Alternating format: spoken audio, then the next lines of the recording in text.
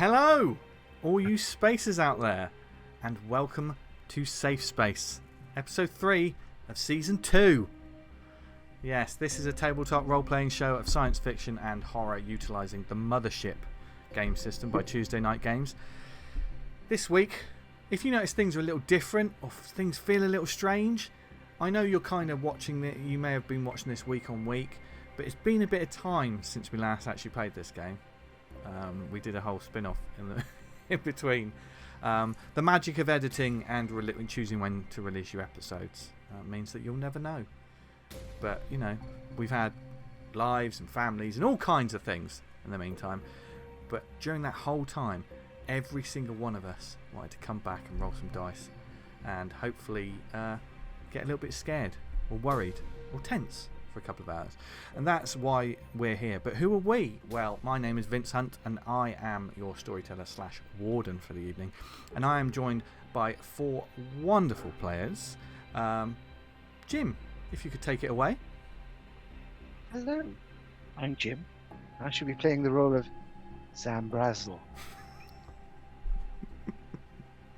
And I'm Lizzie, Boyle, and I should be playing Wendy. I'm Gavin, and I'll be playing Blaze, KELVIN. I'm PJ, and I am playing Dr. Bill Forrest. I love that. The way that intro was just like a classic game show from the 1980s when they introduced the team.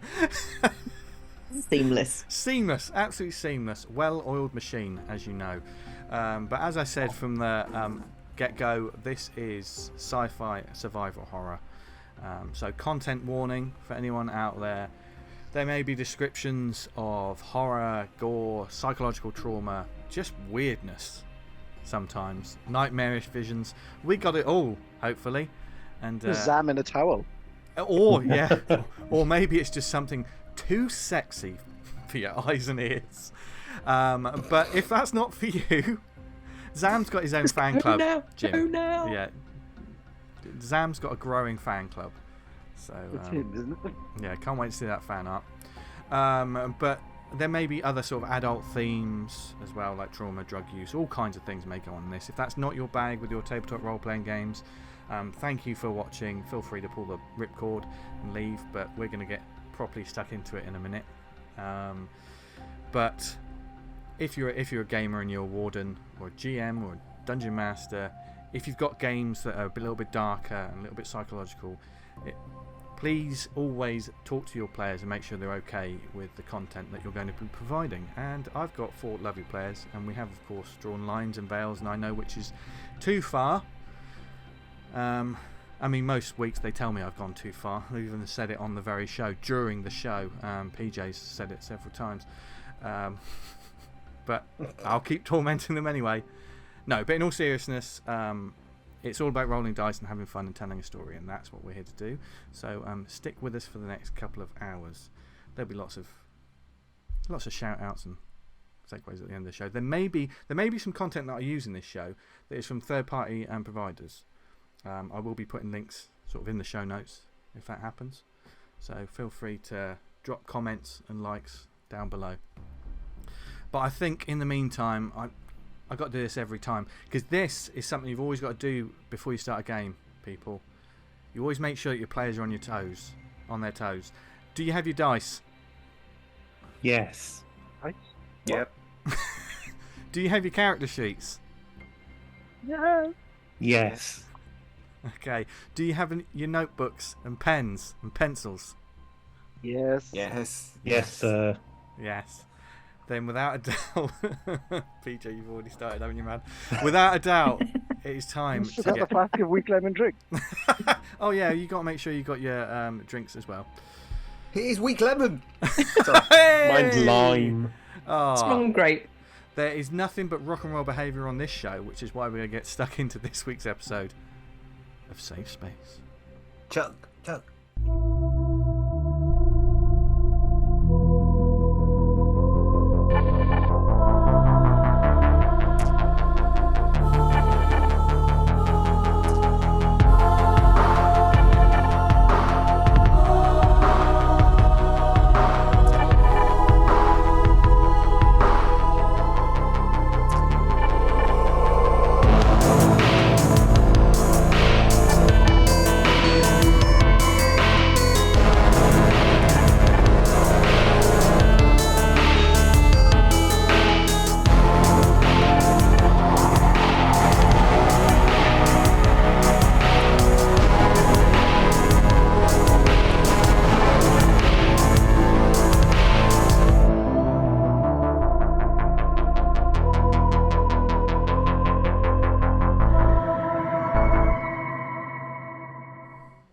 when we last saw our crew, they were recovering after the traumatic medical emergency that befell their companions from the Icarus. 2 of the 3 were now recovering, but still in comas. However, with no immediate access to the talents of Dr. Forrest and medical teams of Cassius Prime, Quill Owlback was not so fortunate. Amidst the moment of quiet in the infirmary, they had a discussion with the station resident doctor about the situation. And shortly afterwards, they had a run-in with upper management in the form of Administrator Henriksen, who admonished them for their behaviour on the Explore mining station. As you can tell, our party did not appreciate that, and it seemed another name was added to the enemy list, and tensions were high before they moved onwards, already making a plan. A plan to come back to the infirmary and sneak in so Dr. Forrest could perform an autopsy to see if there was any information that could link the death to what happened upon or to the ship known as the Icarus. They wanted company IDs and asked their mysterious new acquaintance Rico if she could get them. The request wasn't the most polite, but she provided. But in return, she would want a future favour from Dr. Forrest. What that favour was remained to be seen. The plan was set into action, and the group utilised the IDs, the signal jammer they had procured earlier, and a handy medical emergency into a distraction which they turned into a distraction that got Wendy and Doc into the infirmary after hours. They met once again with Dr. West, who was naturally concerned, but led them to the morgue and helped in the grim task of performing an autopsy on Quill. They found no signs of infection or possible contagion, but the results were still a grim reminder of the strange situation they were in. Once they returned, they went their separate ways to rest. Wendy met Rico and decided to go for a drink. ZAM relaxed by taking apart the trouser press in his room and putting it back together again, over and over. Yes, a trouser press is now canon in this campaign. And Blaze took a moment to compartmentalise and de-stress and chill out somewhat before rest. When Doc got back to his room, however, he collapsed exhausted, emotions finally overcoming him. And then he received a message from an unknown source on the station, telling him to get his crewmates and head below the colony, somewhere where the underground fights take place. Not that Doc Forrest would know where that was. And when they were to get there would be more instructions, and they should follow the White Rabbit. That is where we pick up our campaign this session, as the players have just been reminded of all the madness that happened in just the last session. They like to keep me on my toes. But where we pick up this week is not with Doc Forrest, but it is, in fact, in a bar. We open on a bottle of whiskey, emblazoned with the name Hard Knocks, with a flaming skull with horns across its side. Some sort of card is scanned from to get the appropriate amount of credits, and the bottle is snatched up along with 2 shot glasses by a fairly sort of well-toned female figure. As they pass back through the small crowd, it seems like people move out of their way. Maybe it's because this figure is an intimidating presence, or maybe because they weren't going to stray from their intended path for anyone. It is, of course, an athletic-looking woman dressed in well-worn Explore overalls of grey accented with company yellow, which are sort of pulled down and tied at the waist. To some, this is the ZAM BRAZEL look whenever he's at work. It is a look that I'm sure he's going to etch into the world, as we just lost the music for just a second. But don't worry, you can get back to dancing. Thank you. Yeah, because they love this tune. The The figure is moving forward with the glasses and the bottle. Their arms laden with tattoos, most notably a sleeve that looks in some part like a flock of birds taking flight. As they pass by some of the lights within the bar, we see that some of those tattoos definitely help to cover some scars that cover their arms and their body. With one foot, they drag a stool into a comfortable sitting position and sit down opposite a similar intimidating figure, but one we know. Wendy, Rico Hi. slides a shot glass over to you, unscrews the whiskey bottle's lid, and sort of pours you a shot.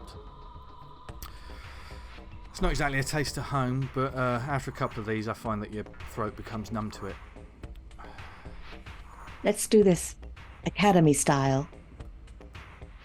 I'm going to take out my toothpick, my marine issue titanium toothpick, and lay it across the top of the glass. Like that. Okay. She does the same. And then academy style is that you have to try and drink it without dislodging the toothpick. What a wonderful way to have our first dice roll of the night. As this is your drinking game, Wendy, Hey, cool. what roll do you want to do?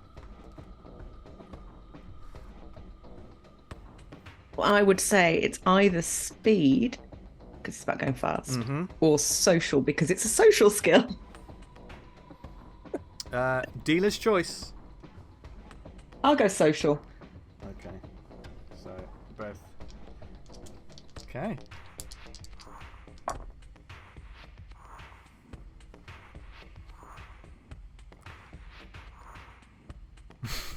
Wendy's rolled should have rolled below a 35 and rolled a 67. So Wendy's toothpick just goes ding ding ding ding ding. And Rico's does a similar. She makes a little bit of it. She's trying too hard and she spills a bit of whiskey, like, fuck. As she drops her toothpick for a second, and she sort of seems to struggle a little bit, sort of bending down to get it, but eventually she comes back out and she goes, perhaps next time we just drink it normally. Yeah. I'm not. It's been a while. Yeah. So, how was your evening? Of course, you don't have to tell me anything. It's none of my business. But everything go okay? Well, you know, everything went. You know, there's a dead guy. There's a couple of people who are not well.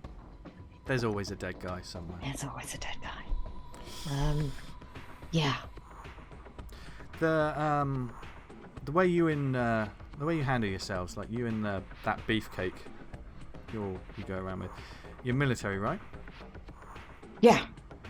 Marine, ex. You know, and it's been a while. You know, can't even do the toothpick thing anymore. Well, it's sort of. It's getting out of practice that I find this problem. Like that. Do you serve in the same unit? No. Thanks, Gav. You're welcome. No, we just ended up in the same company. It's crazy how it's a small galaxy sometimes, isn't it? There's a lot of Marines.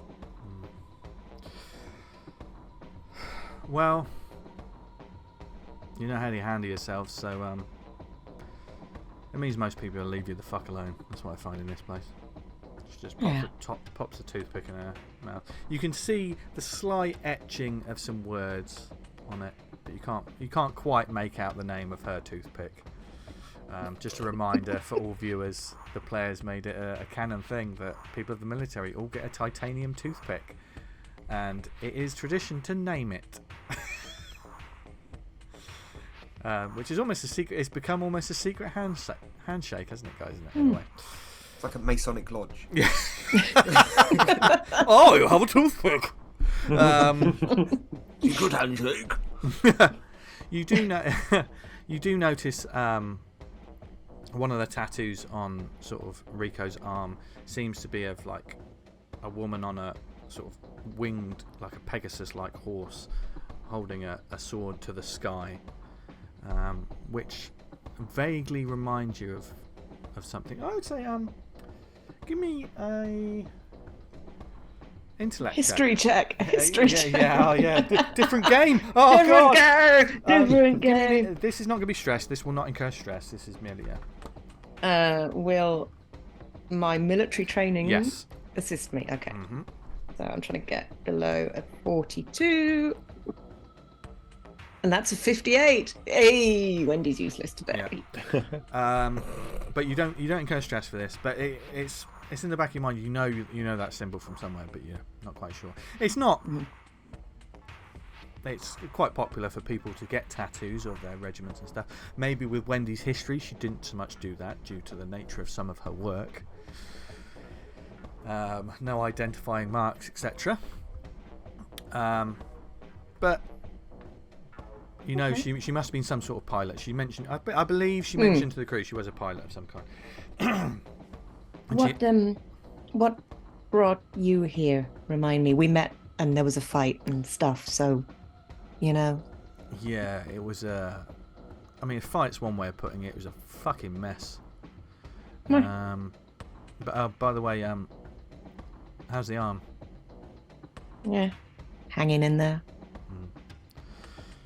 Well, you know, if I'm going to be joining you guys when you ship off this place, I'm due a couple of upgrades myself. And she just sort of taps on her leg, which sort of clanks metallically.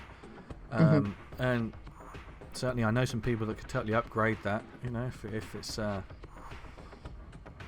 I'm not going to sugarcoat. If it's going to turn into a useless hunk of meat, you might as well upgrade it.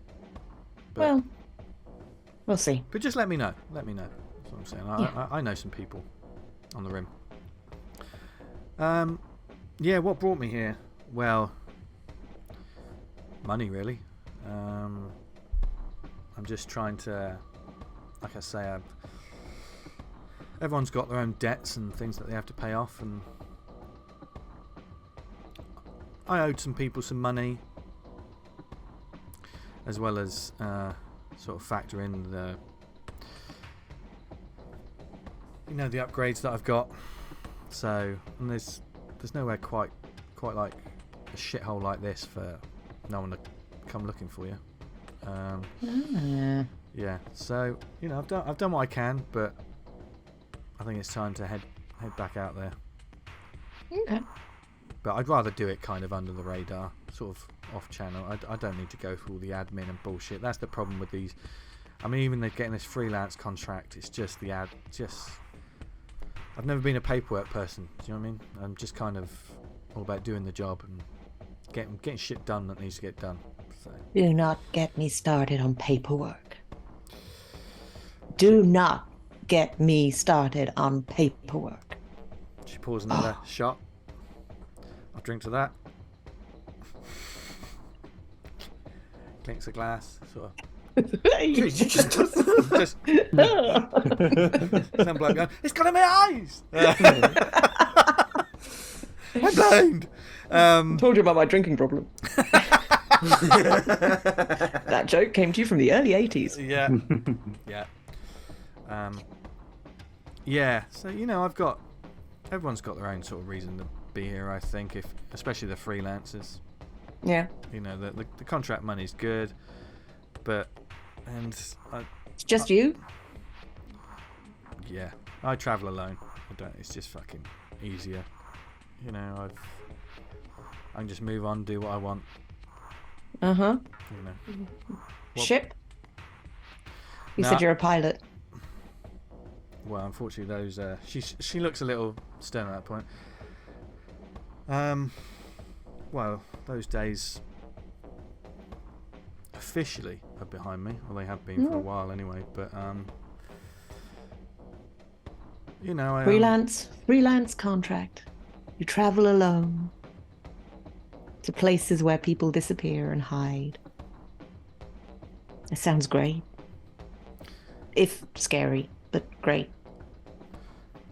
Is it something you're familiar with? I'm part of this crew thing. Yeah, part of that crew thing. Yeah, maintenance. Yeah, Yeah. maintenance. Mm-hmm. Yeah.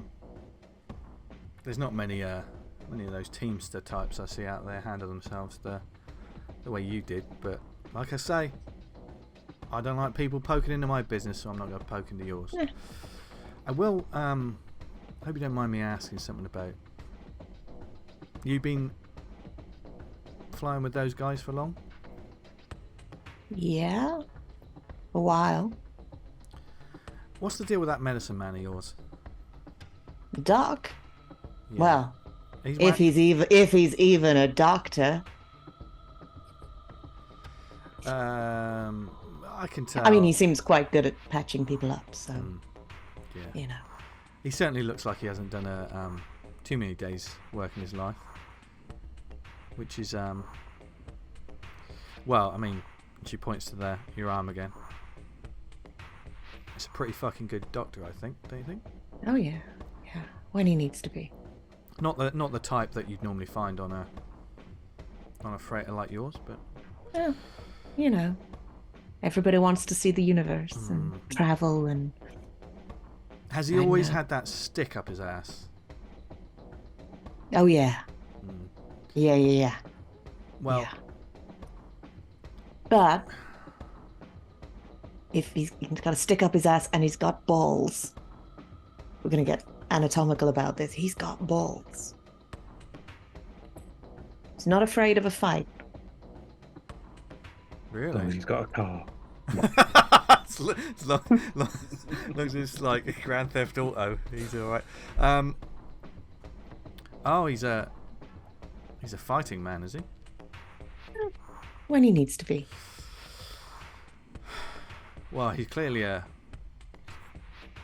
brave soul, but for all those whatever textbooks or PhDs he's got, you might want to tell him to watch his attitude a little bit. He came to me earlier tonight for some help, and he wasn't exactly polite about it. Had a bad day. And she sort of points around. There's a whole lot of bad days every day. Yeah. And you see much politeness around here? No, but Should we go get in a fight? Not me and you. With us, with some other people. We haven't had a fight for like days. 2 days, maybe. make a social check, Wendy.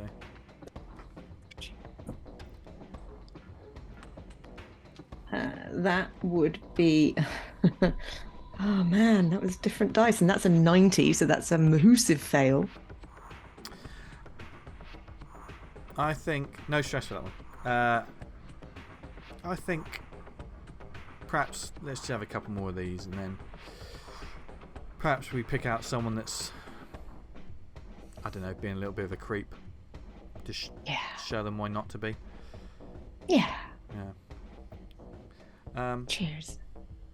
Cheers. And we sort of fade out on these two characters. Back in to the dock. Dock. Hi. You have just received the message. Mm-hmm. How are you feeling right now? You have not managed to get any sleep. This was before you managed to get any sleep. Yeah, frustrated because it's always just more bullshit.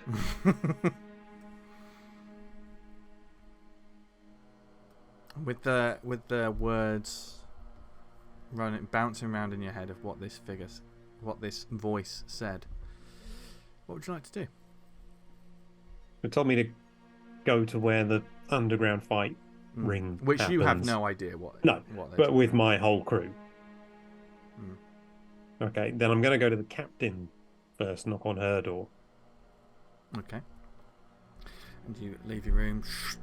As at this time, even though with this mining colony, there's always sort of people coming and going, but there's certain times where it's not as busy, and it's certainly not as busy right now. And you head to the captain's quarters, and you sort of ring on the intercom, but you get no response from the captain's quarters. I will try just hammering on the door a couple of times as well, just in case. Yeah, and you do hear probably from behind a door somewhere. Keep it down! But no response. Okay. I would, at this point, try Wendy's quarters. Obviously, PJ knows she's not there, but... Yeah. You go to Wendy's quarters, no answer. You do remember when you all came, because you all came back at the same time, you do remember Wendy heading off with Rico in the direction of McCready's bar, I believe it was. Okay. I'll try Blaze. Blaze, Are you knocking? yeah. How are you trying to wake him up? I'll try the intercom first. You're just about to drift off, Blaze. When "Meow." Over the intercom, you hear the doc's voice. Blaze, are you there? What is it? I love Gav's Foley work. It's always. Sorry if that was too loud. Could you open the door, please? What for? Because I need to talk to you, and I'd rather not do it from a corridor through this machine. Good, all right.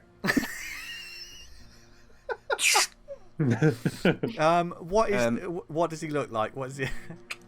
Oh, God. Pretty naked. Pretty fully naked. Yeah, he's a well-built man. I don't know what. Yeah, I'm but describing Doc doesn't him, bat an eyelid. He's seen it all before. Yeah, yeah. Stood in front of the door, arms at my sides. So probably the width of the door because he's a big man. Yeah. You want to come in then? We need to go. Somewhere down the corridor, someone just wanders off. We've been summoned, I suppose. Who is it, the captain? No, I don't know who it was, and I can't find the captain. What? Hang on. I walk past him and bang on the captain's door. Absolutely butt naked, but no response. What about Wendy? I think she's still at the bar. No response from Wendy's room. Right. It's a little bit chilly in this corridor. Look, Blaze. No, I'm a grower, not a shower. Something tells me you might know where people have fights in this place. I turn round slowly and look at Doc. Might know a thing or two. Well, that's where we have to go, but... And I'm so sorry, but we need to take ZAM with us. God damn it. Alright. I march up to Zam's door. Is Zam in the same quadrant as us? Yeah, you're Like, all. I think. he's in If the- I remember like same correctly, corridor, sort of. Yeah, you're all kind of. Okay. You're maybe not in rooms directly next to each other, but you're certainly within easy walking distance. Okay. Zam asleep. Bang, bang, bang. Bits of trouser press on you. No, he's Also not asleep. intercom. You're not asleep. Okay, Zam's not asleep. Not asleep. No. He's just furiously making that trouser press. Zam, get up! Come on. No answer. Come on, Doc needs us. You can hear just shuffling coming towards the door, and then the door opens, and he's naked. Apart from the grease that he's covered in. He's got a couple of components in his hands, and he's got some screws in his mouth. What do you want? Yeah, Doc says we gotta go to some sort of fighting club. We need to pick up Wendy on the way. And the Don't know what captain to hasn't do. find her. Fighting club. Stop what? I'm working. Take them screws out of your mouth. I can't take the screw out of my mouth. I gotta remember which order it all goes back in. Doc, you deal with him. I'm losing it. ZAM, none of us want to go. It's late. We've Well, let's been. not go. And then he's going to shut the door.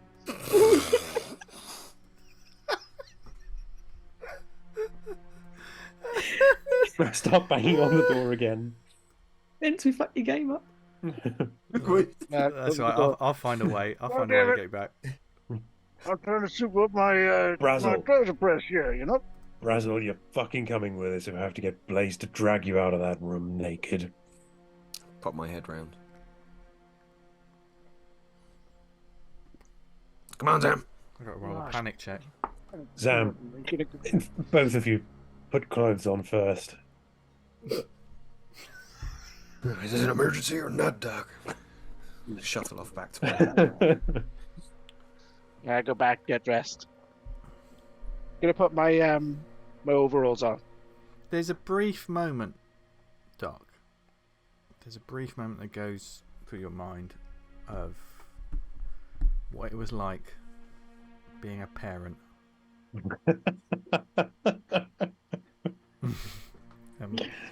The part of it you weren't really fond of. I'm sort of, what the hell are you doing? You talking to me like this? Some stupid mission. Let's go down where all the fights happen. Yeah, what a great idea. Let's get into a fight. And we've been in enough fights. You ran over a guy, for God's sake. Yes. Jeez. Yes, I did, Zam. Pretty cold-blooded, Doc.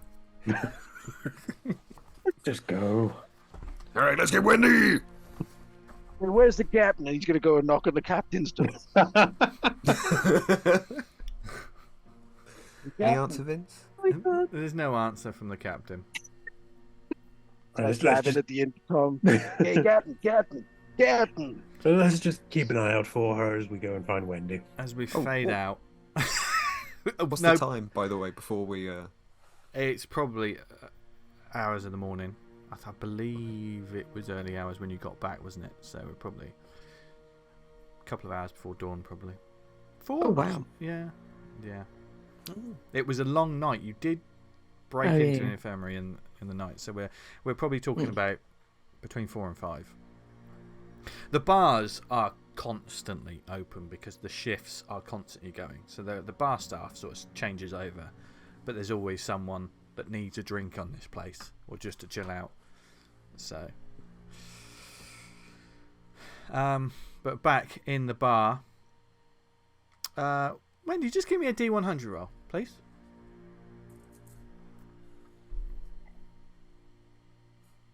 Oh, better. Hopefully. 20.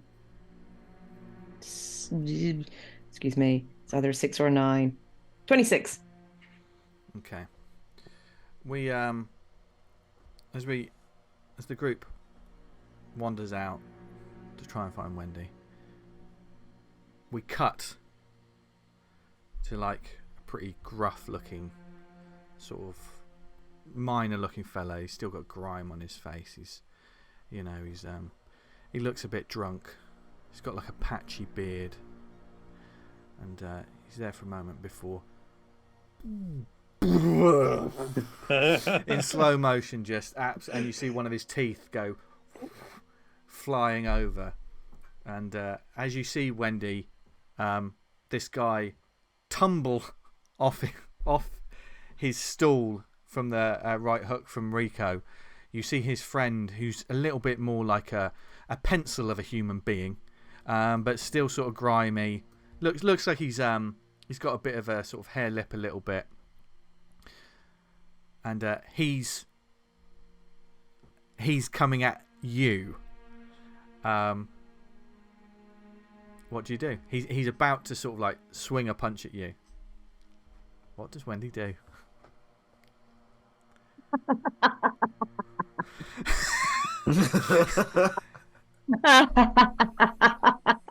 Are you going to let him hit you? Yeah. Okay. He's still going to have to roll for it.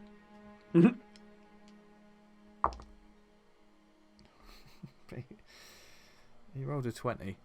So he clocks you in the face for 2 points of damage.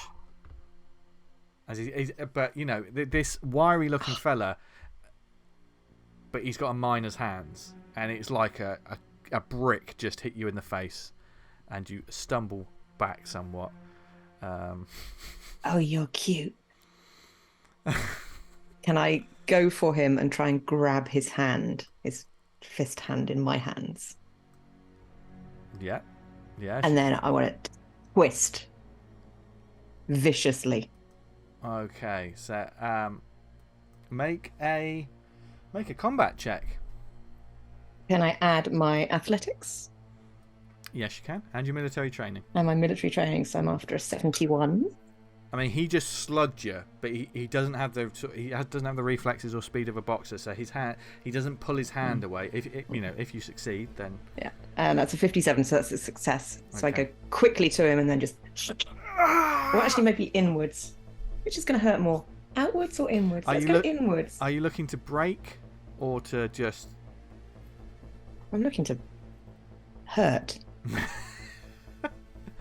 Roll me a d5, please.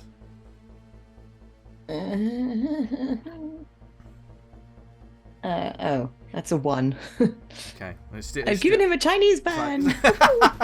Well, you know, it's still damage. He's like, ah, and he sort of like crumples down a little bit, ah, and he's trying to get at you, but he can't.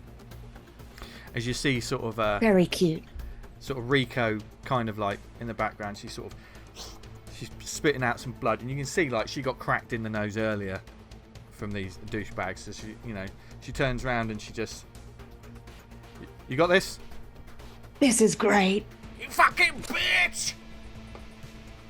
Is what you hear from this wheezy little man. What would you like to do? Is this man, he's lowered down a little bit. Oh, well, there's got to be a knee in the face then, hasn't there? Roll me your combat check. Are you aiming to finish him quick?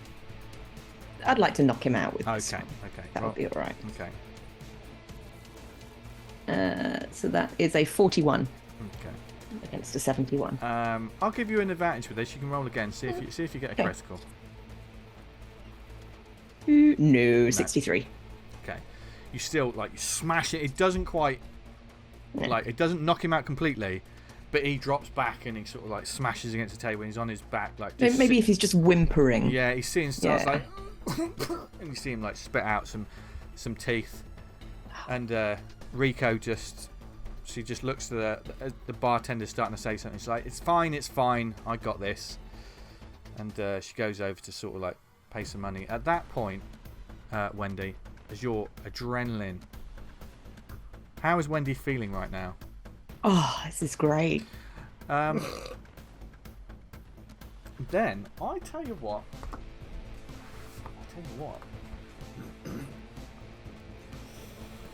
Wendy's wanted to do this for a while, hasn't she?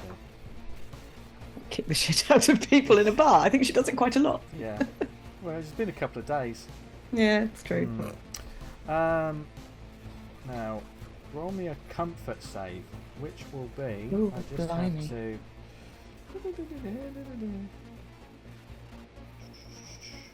Right, okay, let's see if you can.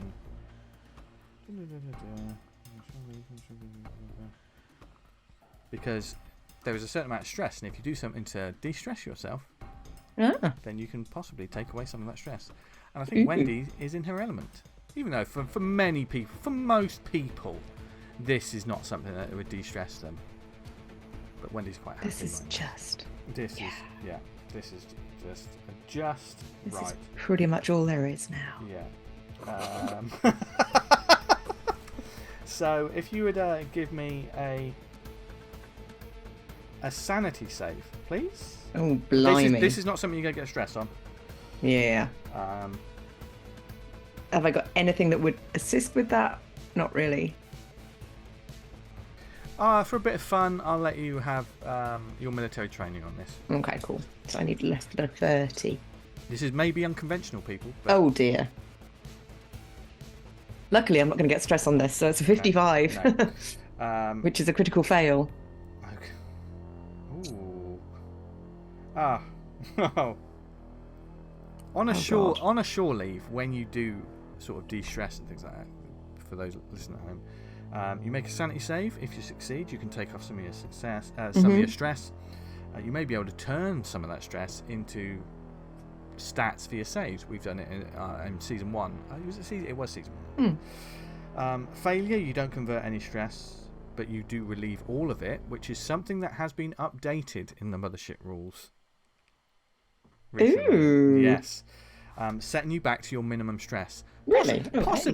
Possibly, but Wendy, Yeah. you got a critical fail, Yeah. which means you don't convert or relieve any stress. Could you roll me a panic check? And Wendy currently has 10 10 stress. stress, so she needs to roll above a 10. On the D20. We just made a rocks. 14. 14. You do not panic. Things do not get worse. But right now, it's not. There's the adrenaline and the thrill, but it doesn't It's not quite the... Possibly because it's at the end of the evening that you had. Maybe it's because it's a little guy. Yeah, it's not a big enough challenge. It wasn't like having a fight with Blaze. Maybe violence is pointless. Everything's pointless.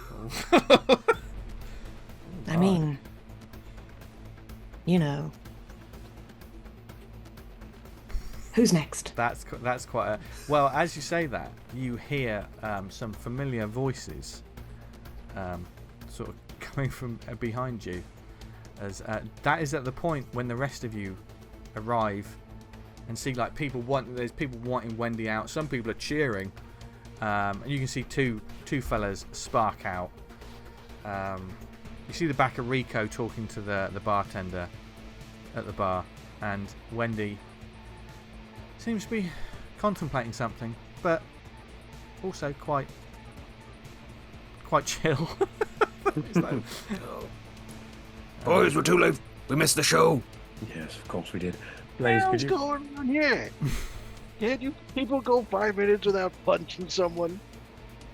No. I end up with these losers. Why are you covered in grease? Rebuilding a trouser press, obviously.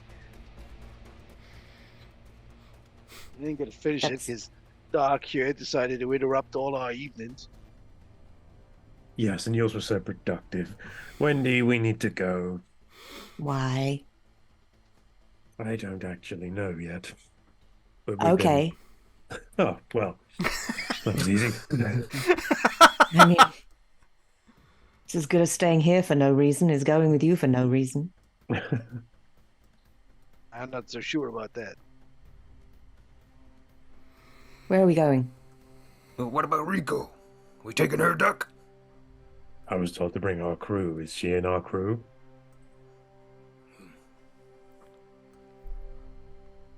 Where's the captain? I don't know. I have been keeping an eye out for her between there and here. Yeah, you don't see anyone here. What's Rico doing? Is she preoccupied? She's at the bar, just sort of, and she's dealing with something, and there are sort of like raised voices, and there's something happening. But you also get the sense that she's done this before. You don't know how long she's been there, but She's quite good at sneaking around. Maybe she comes with us, but she doesn't come with us.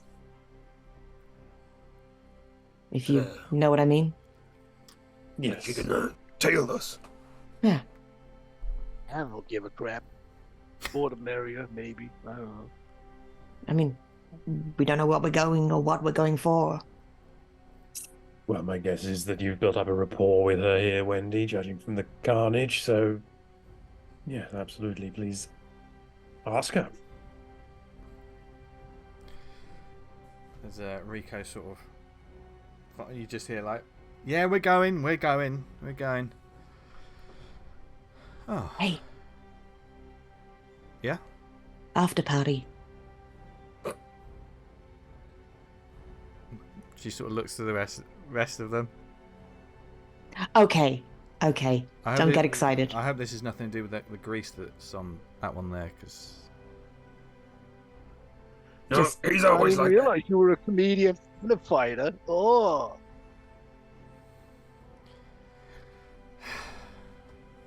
Anyway, what kind of after party? Something like this? I have no idea. Come with us. Stay Wendy. back. You think you do? You know the way. And then The way? get the fight club gone.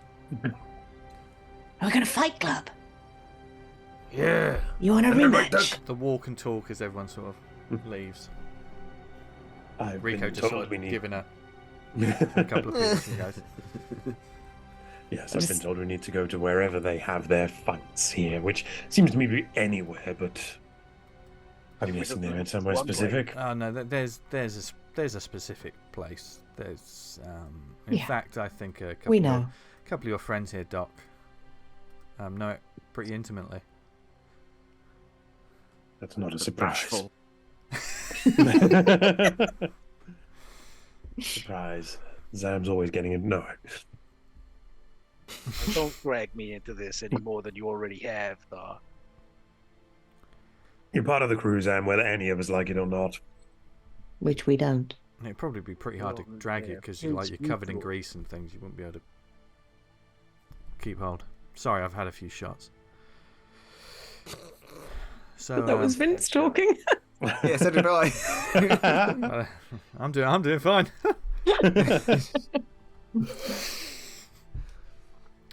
I don't drink and drive. That's a lie. There is drinking there. Doc and Zam, you do not know.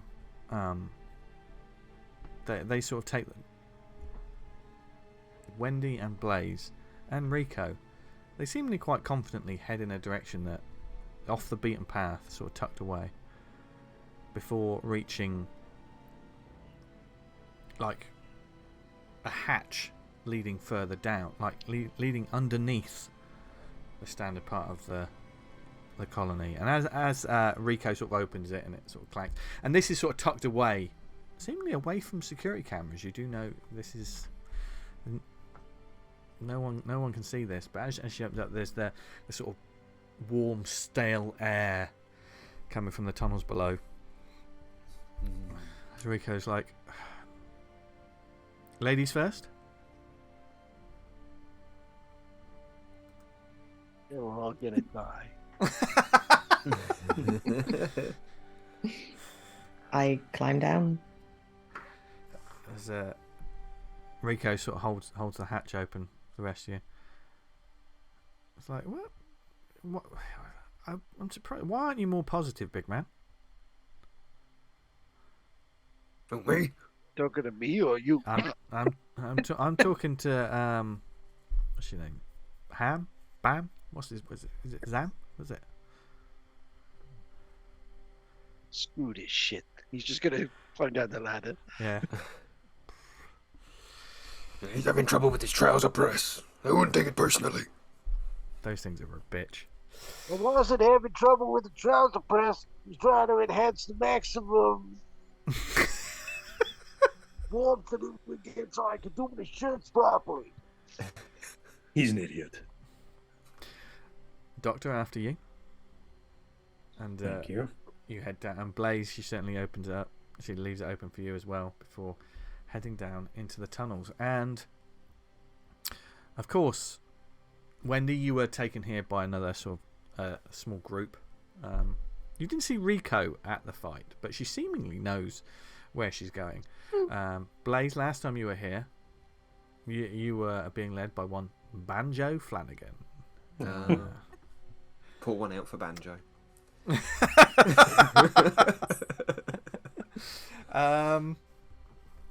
Before eventually you're walking down these tunnels, and as you look, you pass one tunnel, you do see some strange graffiti in places, which is kind of odd, but in tunnels below this place, Is this the same graffiti that was there before? there's the graffiti that you saw before. There is no new stuff. I can't remember which one you saw down there, but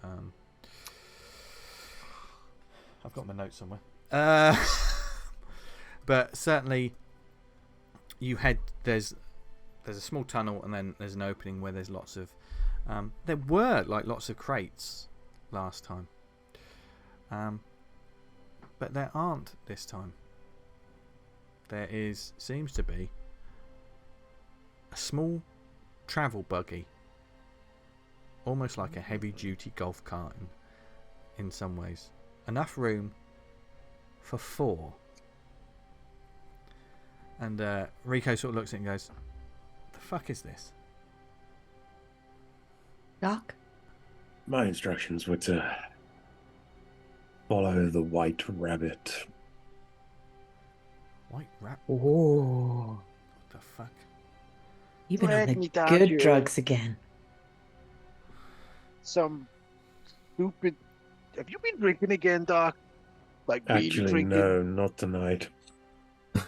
Blaze, you notice there's a little bit of paper. There's a note. Seems to be a small crumpled bit of paper on top of a small box. And it says... It says, "Wear these." It says, "Where are these?"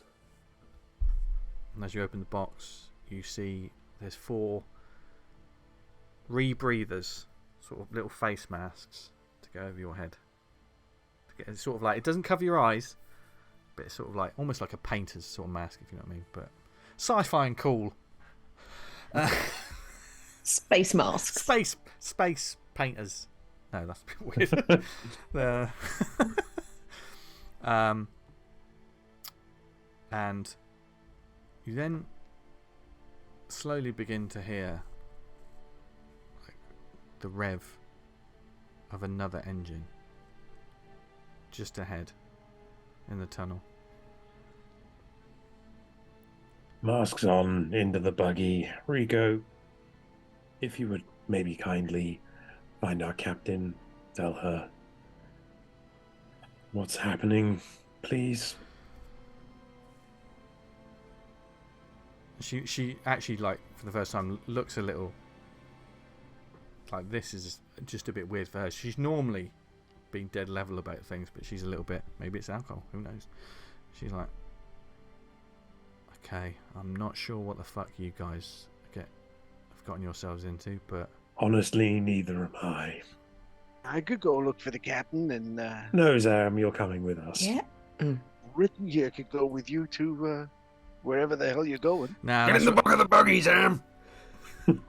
that's all right, Grease Lightning, you sit down. And she sort of pats you.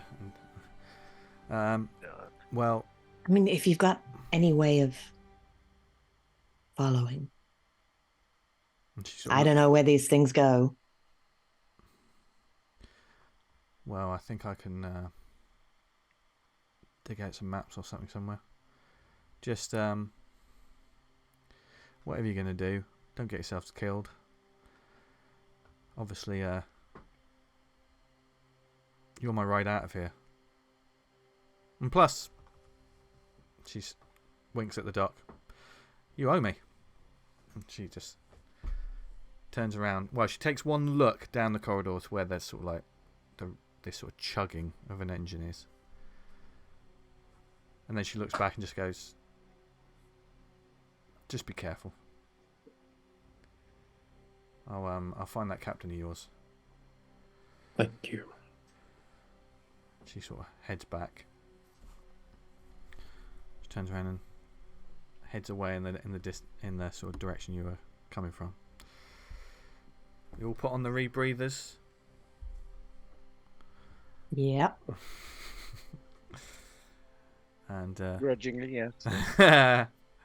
Who's driving? Yeah, Doc should drive. He's really good at it. He's really good at driving. Fine. And Doc just gets in the driving seat then. and like it's I would say, even though this is heavy duty, this is something that we've never spoke of before. So I'm clearly just asking PJ this for the first time. Without any spoilers, Doc had a life before this game. It was a certain life that maybe wasn't on par with the rest of his party. You know, he was in different circles, etc. And speaking of par, do you think Doc Forrest ever golfed? Oh, fuck yeah. Then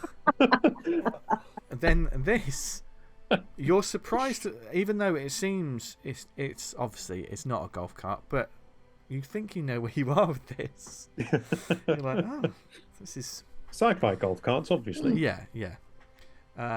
This is where you put your clubs. The hollow clubs. Yeah. The life that Doc had before the rest of you. Doc begins driving out, and you head towards slowly down this tunnel until you see that there's another buggy just ahead. It's dark up ahead, but there's definitely two figures sat within the vehicle. As there seems to be sort of not really any there's halogen lights in the tunnel ahead, but they're sort of quite a distance from each other, so it's quite dark. But one of the figures sort of shines a flashlight onto the ground about 10 feet sort of behind their buggy. And there, wrapped in a chain, is an old, tattered, soft toy of a white rabbit. Oh no. And then the buggy begins to move forward.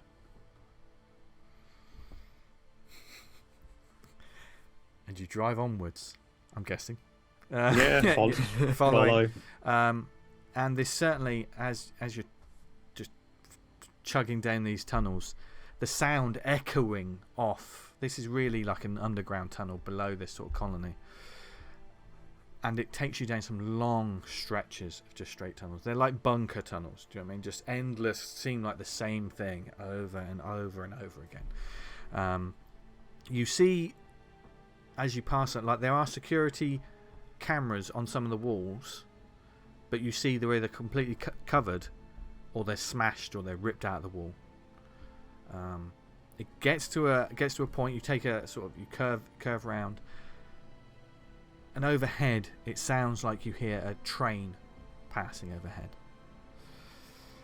And you keep moving on.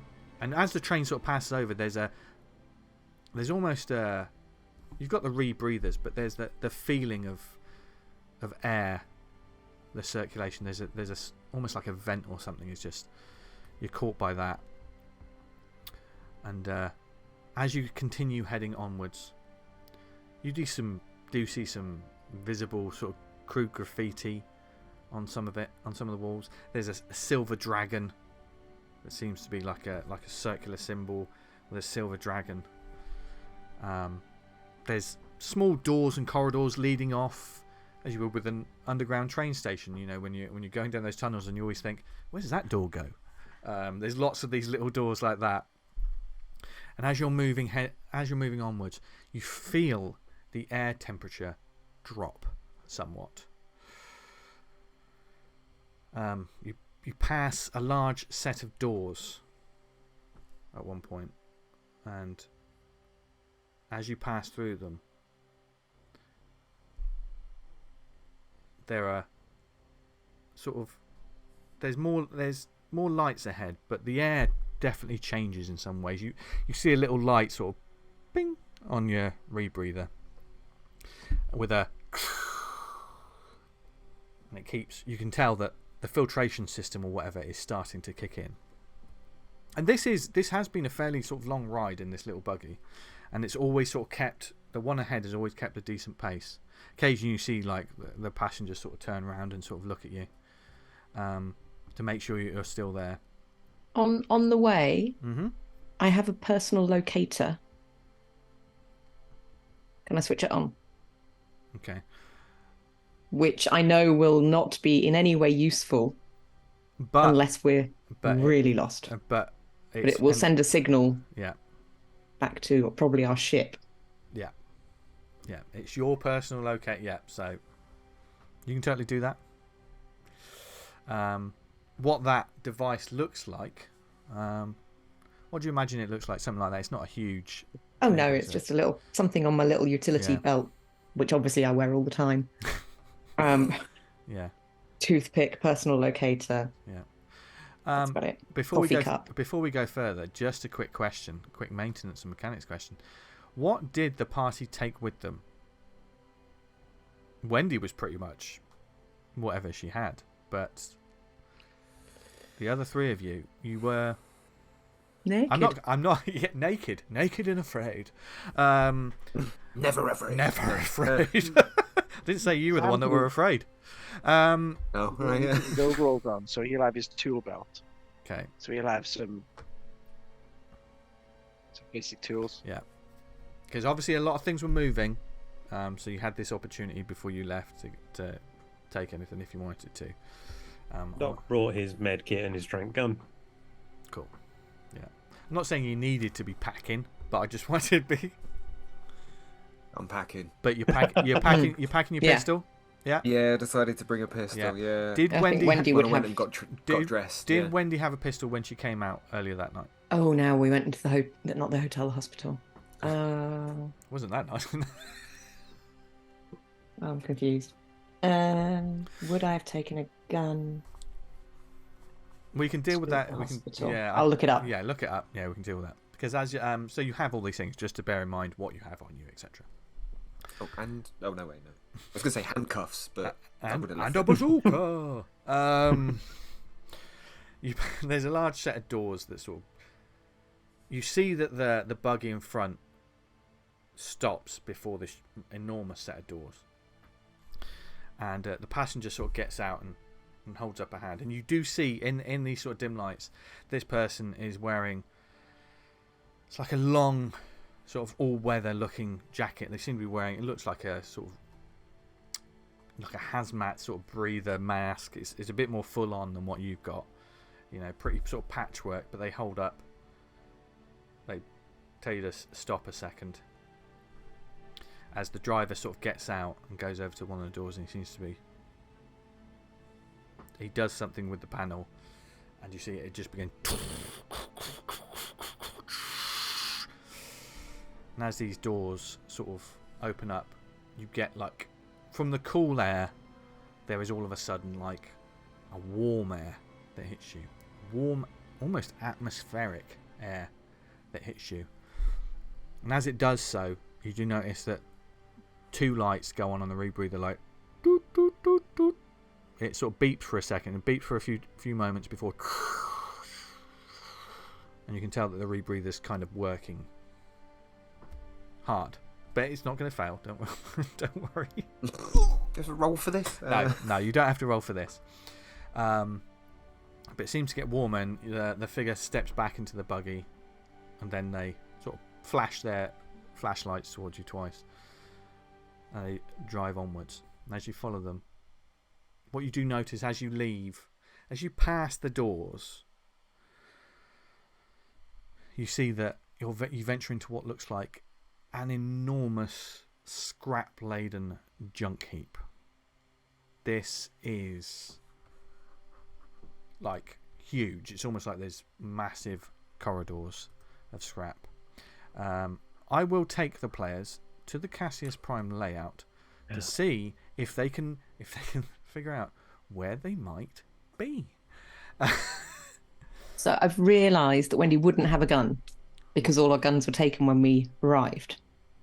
Yeah, but on planet. Yeah, apart from the big sniper rifle. Yeah, and Blaze, which I wouldn't have brought. Blaze obviously got one afterwards, and I think did you? See, yeah, you did manage to get hold of one. Blaze, yeah. Well, where did I get it though? I can't remember. I think it was during the. It might have been during the scuffle or something. I know you have one though. Yeah. Yeah. I think you got it from those guys that we. Yeah. Had a nice fight with. Oh yeah, no. Is there such thing as a nice fight? Don't ask Wendy. Yeah. Don't ask Wendy. So this thing is like there are enormous sort of piles of trash and scrap metal that are penned in by huge 40 feet plus fences and enormous shipping containers that create almost like lanes. In the distance as you look up, and it is in the distance, that there are huge cranes at work sort of depositing and moving huge blocks of trash and scrap. And even with the rebreathers over your mouths, your eyes are stinging from whatever fumes are in this place. And Doc, certainly you have to sort of wipe your eyes. It's just cutting onions. Do you know what I mean? It's that sting. And it seems to be a definite sort of maze-like structure. This place is, as you're following the buggy, you do notice as you pass through those big doors as well. When you get a good, probably 50 feet away, another sort of similar sort of hooded figure sort of appears and closes the door sort of behind. They seemingly sort of look down the tunnel for a second before disappearing somewhere. This buggy it takes lefts, it takes rights. Doc knows his way around a golf buggy, so none of you fall out. And you do see after a while, it seems to be staying away. You do notice wherever these sort of large cranes are, it seems to be heading away from this. It's more heading towards the edges. And before you get towards, there's a large group of like shipping containers sort of tucked away. And there's a big sign near that says "Caution: Toxic materials not for extraction." And you like pass a fence, which seemingly looks like it's been cut and then sort of pulled away, before the buggy sort of moves ahead and pulls to a stop in front of you, in front of one of these large sort of shipping containers. There's like several sort of stacked up and leaning together. I mean, these things are massive, as you know what shipping containers are like. And the buggy ahead sort of stops, and the driver, a large figure, sort of gets out and sort of holds up a hand and tells you to sort of stop. You know, beckons you forward a bit. It tells you to stop. As you pull up, how is everyone feeling right now? By the way, I would say no. Would it be cruel? Or how would you? I'm going to ask this before asking for a check of some kind. This was the longest journey. You're tired. This is very strange. This is in some ways unnerving. I'm going to honestly ask my players, how are they feeling right now? I'm just feeling really irritated. Okay. So a mixture of frustrated and anxious. Sam's going to give the doc a nudge and, you know, point to the caution toxic materials and go, "Hey, this was a good idea, eh, Doc?" You tire me, Brazel. Wendy's mission brain has switched on. High alert This is mode. going into a place that you've never been before. You don't know what's up ahead. It's just like... My hand is resting on my concealed pistol. Yeah. And I imagine Blaze has gone into a similar sort of like checking everywhere, which is you guys are probably the ones that noticed the people moving around and like checking everything, and Heads on a swivel. yeah. Lots of that. Marine sign language. But as you pull to a stop, and this large figure there, the smaller one, who was sort of in the passenger seat, sort of seemingly sort of steps over to one of the large containers, and he sort of bangs on it a few times, and you can see the larger figure is just stood, seemingly just sort of staring at you all for a moment, before he sort of like beckons with his head and turns back and heads towards this shipping container, and you hear like a sort of metallic sort of grinding sound, as if something being pulled, something heavy being pulled, before as a sort of like almost a makeshift door is sort of like pulled backwards on the shipping container, and the large figure sort of looks at you all and then looks at Doc and just says, "Follow me." And that's the voice that you recognise, Doc, as he turns and just walks away from you all and stops by the entrance to look back. Do you follow? Yeah. I'm looking to Doc for confirmation on what we're doing. And you notice this figure looked directly at Doc when he said he was addressing the Doc. Okay. Yeah, follow. Doc, Forrest heads in, and the rest of the group follow this figure within this dark shipping container. That's where we're going to go to break. What the fuck, man? Oh dear. Join us in 5 minutes to see what on earth this place is. Where have they gone now? Oh my god. Yeah, but I'm looking forward to it. See you in 5.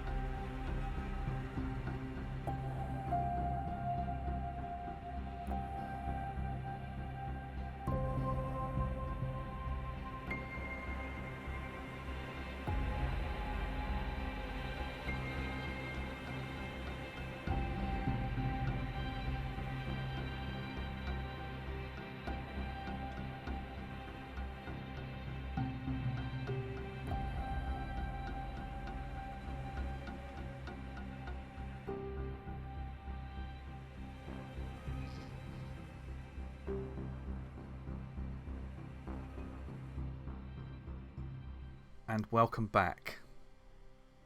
Our intrepid crew have been led down a winding path, down the rabbit hole, as it were, by some mysterious figures who have now led them into this area of the sort of garbage and recycling plant section of Cassius Prime's colony. And they're led into a large shipping container.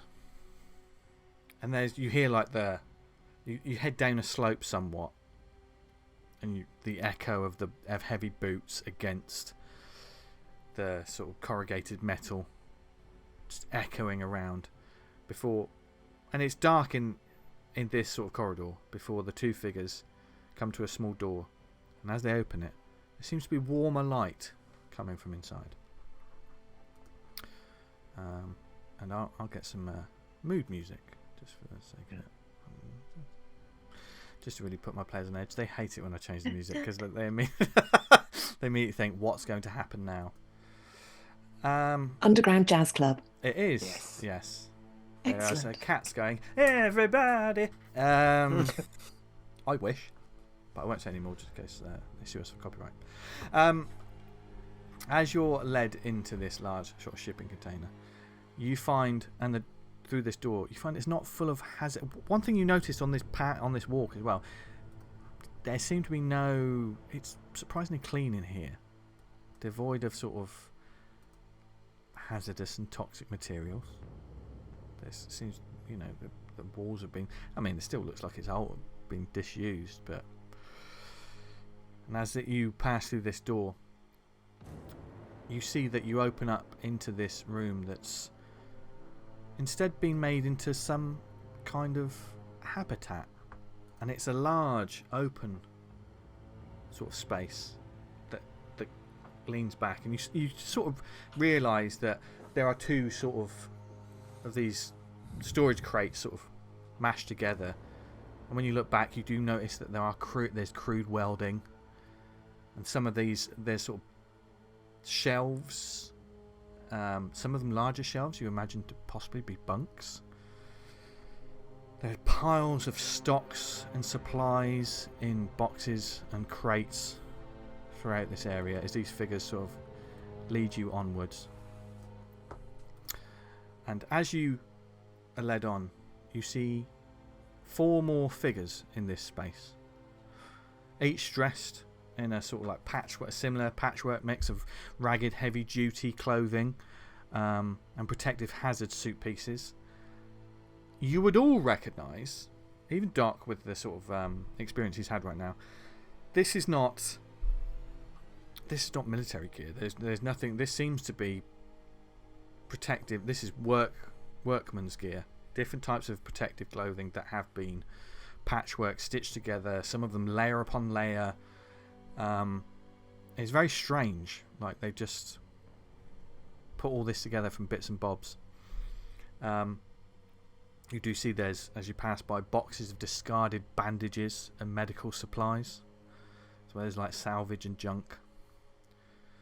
And as these sort of figures sort of look at you as you walk in, you do notice some blunt weaponry in their hands. They're not in their hands. They sort of stood there watching you, but like pipes. Maybe it's nothing. There's certainly no vibrochettes. I love that weapon. I love that weapon. But are there any cars? There are no cars.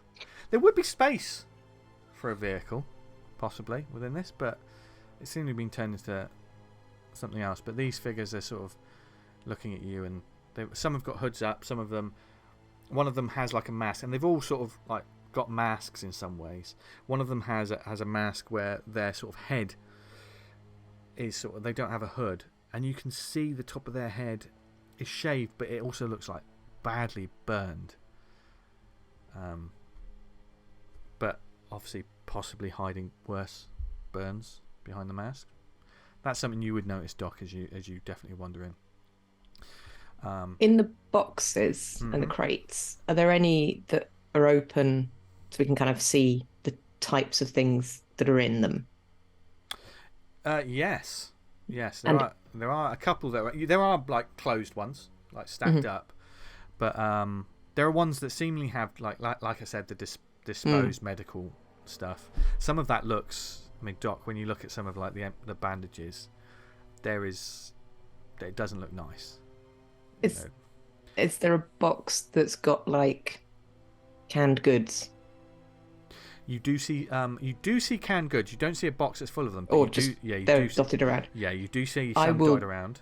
Wendy will take up position near a shelf that has some canned goods on. Okay. And certainly as you do so, one of the figures, who's a little taller, is just sort of watching you. They don't really make a move to stop you, but they're sort of eyeing you. In terms of the other things that you probably see as you go in, there seems to be like you see large packs of like toilet roll. You know, there's certain supplies, living supplies that are there. Don't see anything in terms of weaponry that you can see. There's nothing sort of aggressive, or there's just a lot of stashed goods, almost like a makeshift bunker. This has been turned into, but one that has been clearly lived in, because it's not this. I mentioned that the corridor before was clean. This isn't as clean.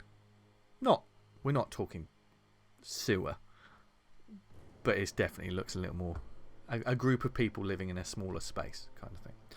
In the centre of this room, as Wendy sort of takes a step to the side, what are the rest of you doing before I describe the next bit? You just checking the corners. Yeah. Yeah. There's nothing there. I'm just kind of like plodding angrily along with them. Yeah. Not really taking anything in. Doesn't really care. Yeah. He's just still annoyed that he's been dragged away from his precious project. These are warmer halogen glows that we definitely more a yellowing sort of light here. No flickering though. They're all pretty. They seem to have a solid power source, wherever that is. You don't know. And in the centre of the room, as you approach, there's a figure sat in a large chair. We're not talking like a throne, but this is like a chair that's sort of seemingly and somewhat makeshift. There's almost like a big, not a pilot's chair, but it definitely seems like the sort of chair that came out of a vehicle, or maybe some sort of machinery, and they sat there, and it's seemingly been patchwork. I keep using the word patchwork, but they're sort of like it's put together to be more of not a throne, but definitely a solid sort of chair. They've got an old sort of tartan pattern sheet covering their legs, and their face, like all of the others, is completely covered in an industrial hazmat-like gas mask. Although you can see that this one has hair, although it's sort of patchy on one side, looks a little burnt in places, but definitely a bit more of a head of hair. Beside them, this is when you see there is a weapon. Beside them, there is a shotgun resting on its side. And just by that, there's a group of large, heavy-duty storage cases. These stick out to you because these storage cases are not like the others. The others are more sort of basic supply crates. This seems a bit more heavy-duty. It's surprising why that's there. Looks a little newer as well. Any markings or logos? No, suspiciously devoid of any sort of markings. Okay. But even in the sort of yellowing halogen light of this space, you can see lots of sand and dust as well on the floor, evidence of these particular crates. And because of that dust, there's particular crates may have been moved there more recently. That's something you pick up as this larger figure sort of lead you towards this figure that's sort of sat down and just tells you to pause about probably 15, 20 feet away from them. So. And so we've got big figure in chair. Yeah, they're not. They don't seem Big to be too figure. Okay. They're not a huge figure. We're not talking like a big fat king. So person in chair. Person in chair. The big guy who brought us in. The big guy who brought you in. You can't see you. You've lost sight of the skinnier one that was driving you there. But there's 4 other figures. 4 others. Yeah. Yeah, who are just there. You do notice. One of the figures, as I said, they seemingly had some sort of blunt instruments near them, or like holding them. One's got a crowbar. There is some sort of bat that looks crudely spiked. One of them does have an axe, like a fire axe. Just for a bit of detail, it doesn't have any blood on it. Doesn't look like it's been used to dismember corpses. It's just like a genuine fire axe. Might have been washed. I did say Always clean your axe. I did say it was a clean corridor, didn't I? As Wendy's off to the side, and the 3 of you are sort of stood, sort of in front of this figure. The figure with the sort of tartan sheet doesn't stand up from where they are. But they sort of look at you, they sort of regard you. It's hard to tell because of the masks that these people are wearing. There's no faces to read, if that makes sense. It makes it, you're trying to figure out what's going on here until the voice goes, "Welcome to our humble abode. I apologise for the miss. We don't get many visitors down here, as I'm sure you can imagine. Allow me to introduce myself. Richard Bartlett is my name. And these fine folks you see around you are my friends and family, as it were. I hope my friend Boone here, his overdramatics didn't startle you too much. He has a certain way of communicating with people." And you see like the gruff figure just sort of huffs a little bit. But he stood to the side. He's not stood near you, sort of. You can see that this figure has, in this light now, you can see the part of his mask is sort of melted away, and there's like a bandage covering his right eye. A dirty sort of looking bandage. I can tell from your rather pleased faces that you're obviously wondering what the fuck is going on. Yes, you could say that. Well, I got... Do tell us, great and powerful Oz. Mixing your references, this is really the Mad Hatter.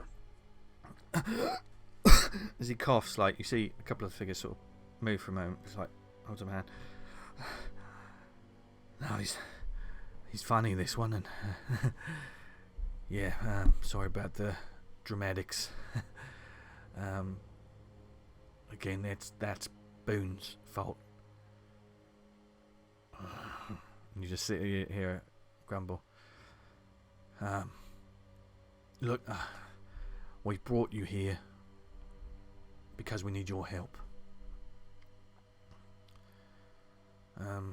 I know what this looks like. We're all painfully aware of what this looks like. But I assure you, we mean you no harm, or those with you. In fact, you're probably wondering,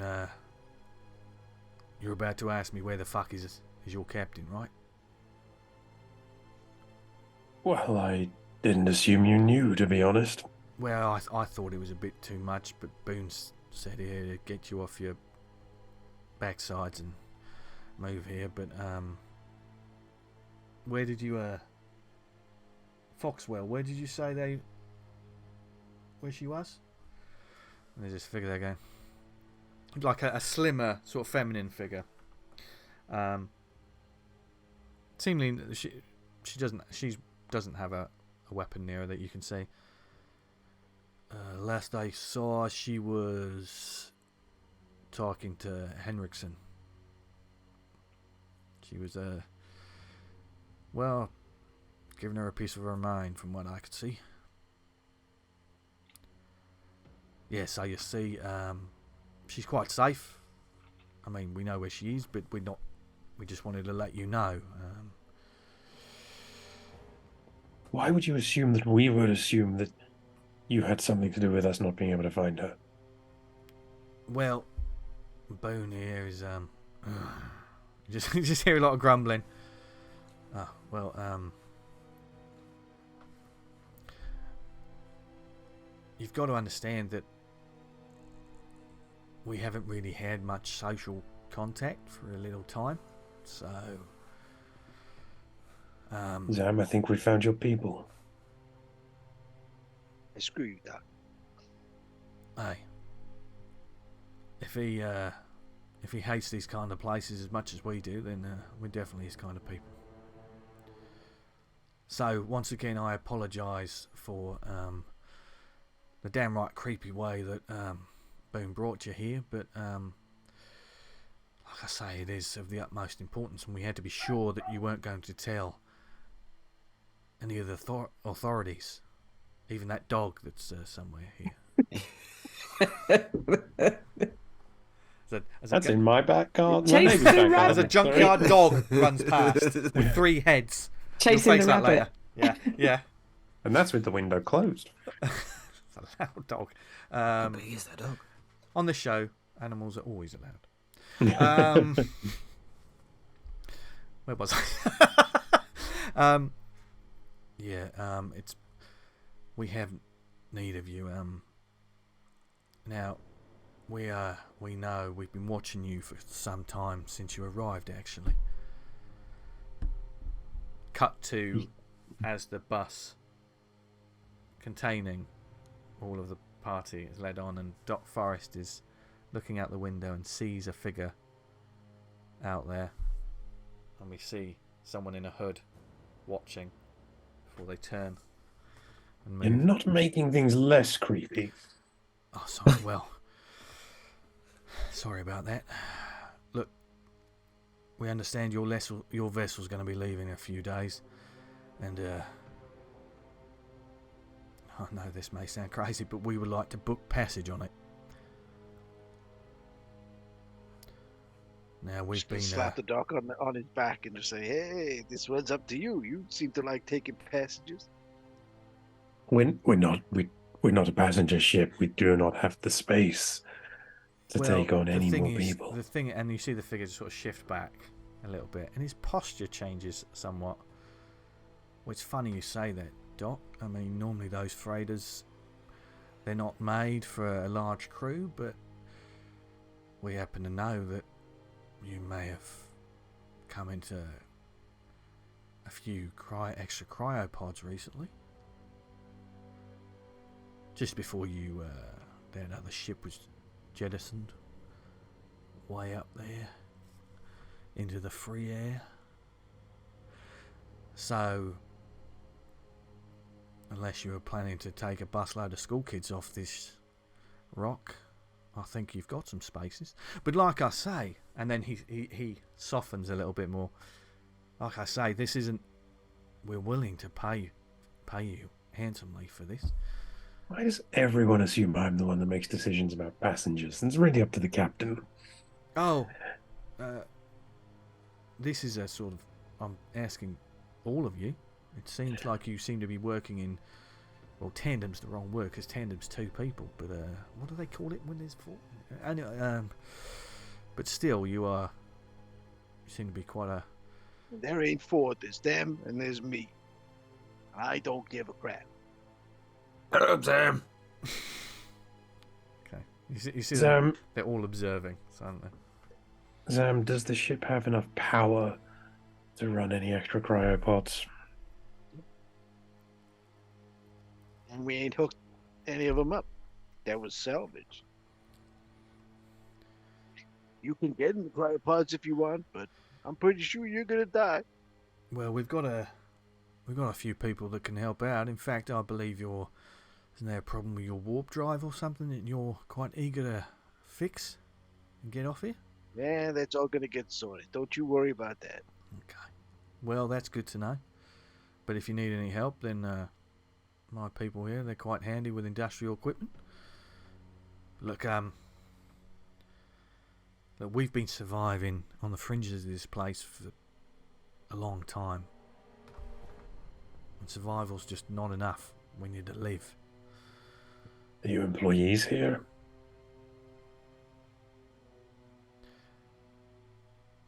We were. You could say that. Now we're... Well... Now we're a monument. To people that You're don't the give a guys from fuck. the statue.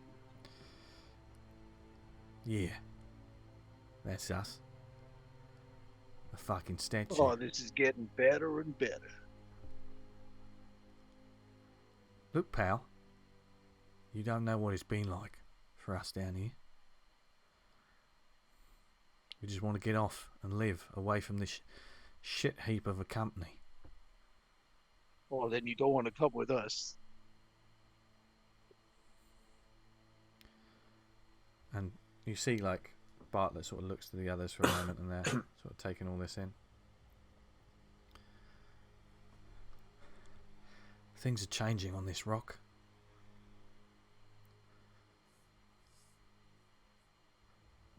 There's a reckoning coming to this place and the company on it.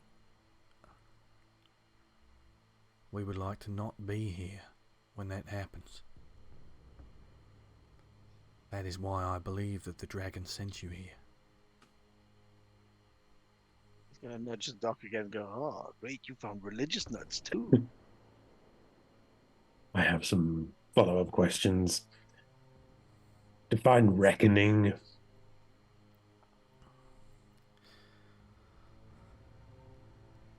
The company has been bleeding this rock dry for so long.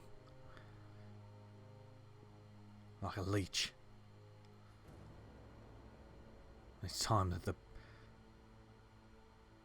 dragon is going to bite back. And the dragon would be... Giant lizard that shoots fire. And Bartlett sort of looks at you and goes, the dragon is truth.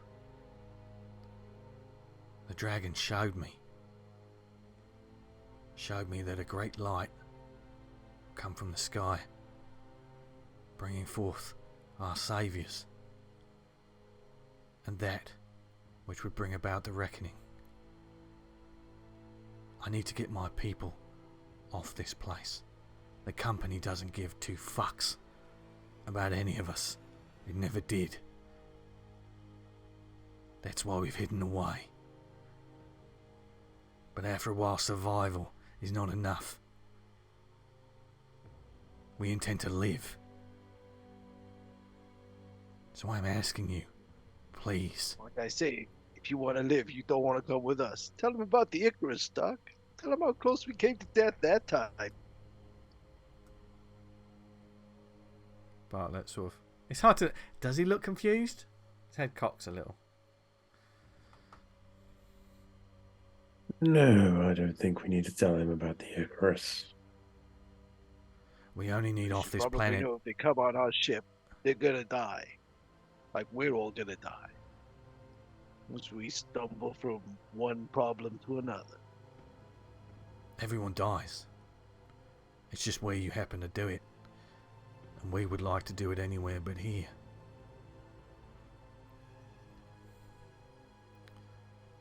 Like I say, we are willing to pay. And Yeah, I was wondering, like, you're all wearing super expensive clothing and living off, you know, prime rib and the finest wines, I can tell. Where's the money coming from? we have no need for money down here. How are you going to pay? We're all dead. Well, we've got something that might be a bit more useful to you. Mm-hmm. And like he sort of beckons, and another one of the figures sort of leans over to one of those big crates and sort of unlatches it and opens it up. Inside, you can, and they sort of beckon you forward a little bit, close enough so you can see what's in there. And they even they've got like a sort of handheld sort of lamp that they sort of hold over it so you can see it better. You see a jumble of different items in there. It's just full. What you do see is ammunition and weapons. You see some handguns, you see an SMG, and you see a couple of shotguns. You see a box, a small cardboard box, that looks like it's full of cash cards, although you can't tell how many or how much is there. As well as that, there are boxes of candy bars, vintage printed magazines, clothing. There are some small sort of jars of some little pickled chilies and things that are like, this place doesn't have stuff like that. This is, it would be expensive anywhere. There's seemingly like a jumble. Now, there's no medical supplies because, as you can see, we are in some need of them ourselves. But I assure you can take whatever you want. You can have all of it. There's another case as well. You do notice there's another sort of case there that is open. Well, no, it's not open. There's another case there. A case that you recognise. Because you took a similar case and put it on one of those drop ships. And fired it into the sky. How similar? It's exactly the same sort of case, full of explosives. Explosive charges? The explosive mining charges, yeah. These cases would probably have the explore symbol on them, because these are not military grade. These are meant for blowing up rock. But they are definitely, Blaze, you notice it's exactly the same sort of case. For a split second, Blaze thinks, hang on, did they bring the ship back and steal that case off of it? And then realises, no, there's probably more than one case. I mean, there's some very pretty bullets in there, but we're a salvage and garbage truck of a ship. It's what we do.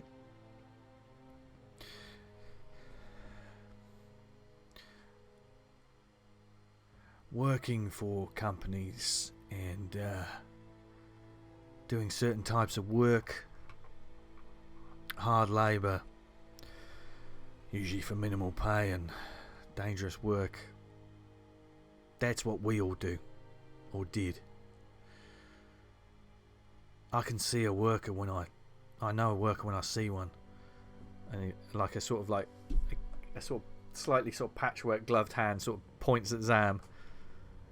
That right there is a blue collar worker. Now I know the good doctor here.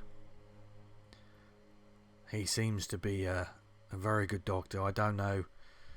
I can't speak to your credentials, but your friend here's still got her arm. So you must be pretty fucking good. I am pretty fucking good. And you have absolutely no idea why I'm out here. It's not this. Neither do I care, Doctor. As far as we are concerned, whatever your little stories or the reasons for you running around, getting into fights and breaking into infirmaries. Bribe me. I'm not trying to bribe you. You can't pay me. You have nothing I need. Now, I can't speak for the rest of the crew. But then I will not speak to you, Doctor. If that is how you want it, I am merely asking. No, I'm pleading for a saviour. Or Just out of what? interest, how many of you would there be? As he looks through his notes. Mhm. 7. We just need 7 of us off here. You don't understand. With each day that passes, the danger is growing.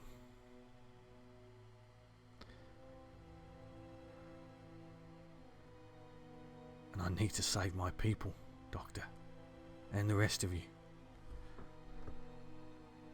Yeah, we look like shit. We look like something from your nightmares. Oh, please, we've seen our nightmares. They look nothing like you. This isn't something we can decide. We have a captain. It's her decision. We will take your case to her.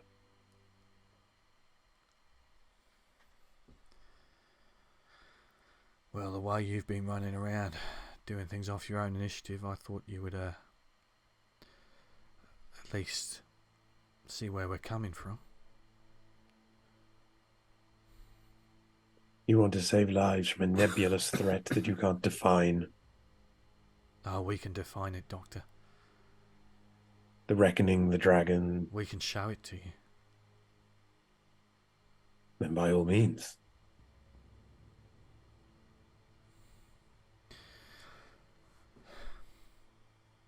Let me pause this for a moment. It is it's not exactly a safe journey. So I would ask you, Doctor, as a man of medicine, my people here, we are not medical experts, and well, we need help with redressing our wounds. It'd be nice if a professional could do it for once. I will gladly. Then, Torvin here, he can take a couple of you up to show you. And you see like a taller one sort of steps up and is sort of breathe like he sort of nods. But I think it's probably best for everyone if not everyone goes, 2 at most. You'll understand why when you see it.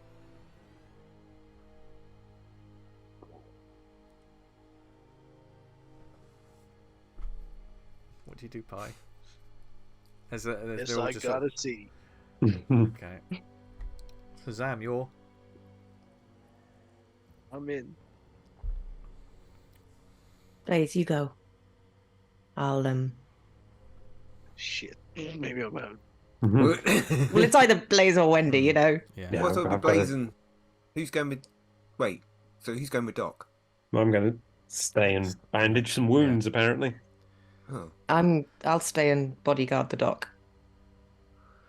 There you go. Come on, Sam. We just love throwing Blaze and Sam Yeah. together. It's, Yeah. it's... Just bring the growl. Let's go find us a dragon. Chasing dragons. Oh my god. That is not the dragon. No, you're going to see the reckoning, boys. It's The entirely dragon different. is truth, you know, which is just some fucked up, made up religious god thing, and we all know how that ends. You see, like, you hear like the slight creak of leather as like this figure in the chair sort of clenches his fist somewhat. And Doc, maybe you see like just a drop of blood from the palm before he sort of relaxes. As this figure steps forward to Zam and Blaze. Come with me. And so he seemingly steps over and he he pulls over us like a couple of belts, like a sort of almost like utility belts, and sort of slings them over his shoulder. And they seemingly got like hooks on them. You can't quite say, like almost like climbing hooks in some kind of way. Not grappling hook, but like, you know, the, what do they call them? You know, when they latch together. Climbing yeah. Carabiners. Carabiners. Oh, damn it! Carabiners. Right there. Seemingly got something like that and clips it together, as well as like some small lights and follow me. And you see this figure lead Zam and Blaze out of this place, leaving Doc and Wendy, and with this group of 4. I say to Wendy, like, keep your head in a swivel before we leave, and you know, look after Doc. And one of the You too. one of the figures comes over and sort of drops down a case in front of your Doc and sort of opens it. And this is where you see medical supplies like fresh bandages, no like real strong medicines. You do actually sort of wonder where, you know, some of the painkillers are, but you probably may put together that they probably use them. If life is pain. If it is what it looks like, and one of them sort of sits down and begins sort of undoing like part of their. But before they sort of pull it away, this is Foxwell, the sort of female, and she sort of, the mask is still on, and she just looks up and says, "Thank you," and then sort of peels back the top in some ways, exposing like the sort of the ribs, and it's horrific. It's this is skin that's melted and scarred, and there you can see bandages clearly not bleeding through. This isn't blood, but this is pus.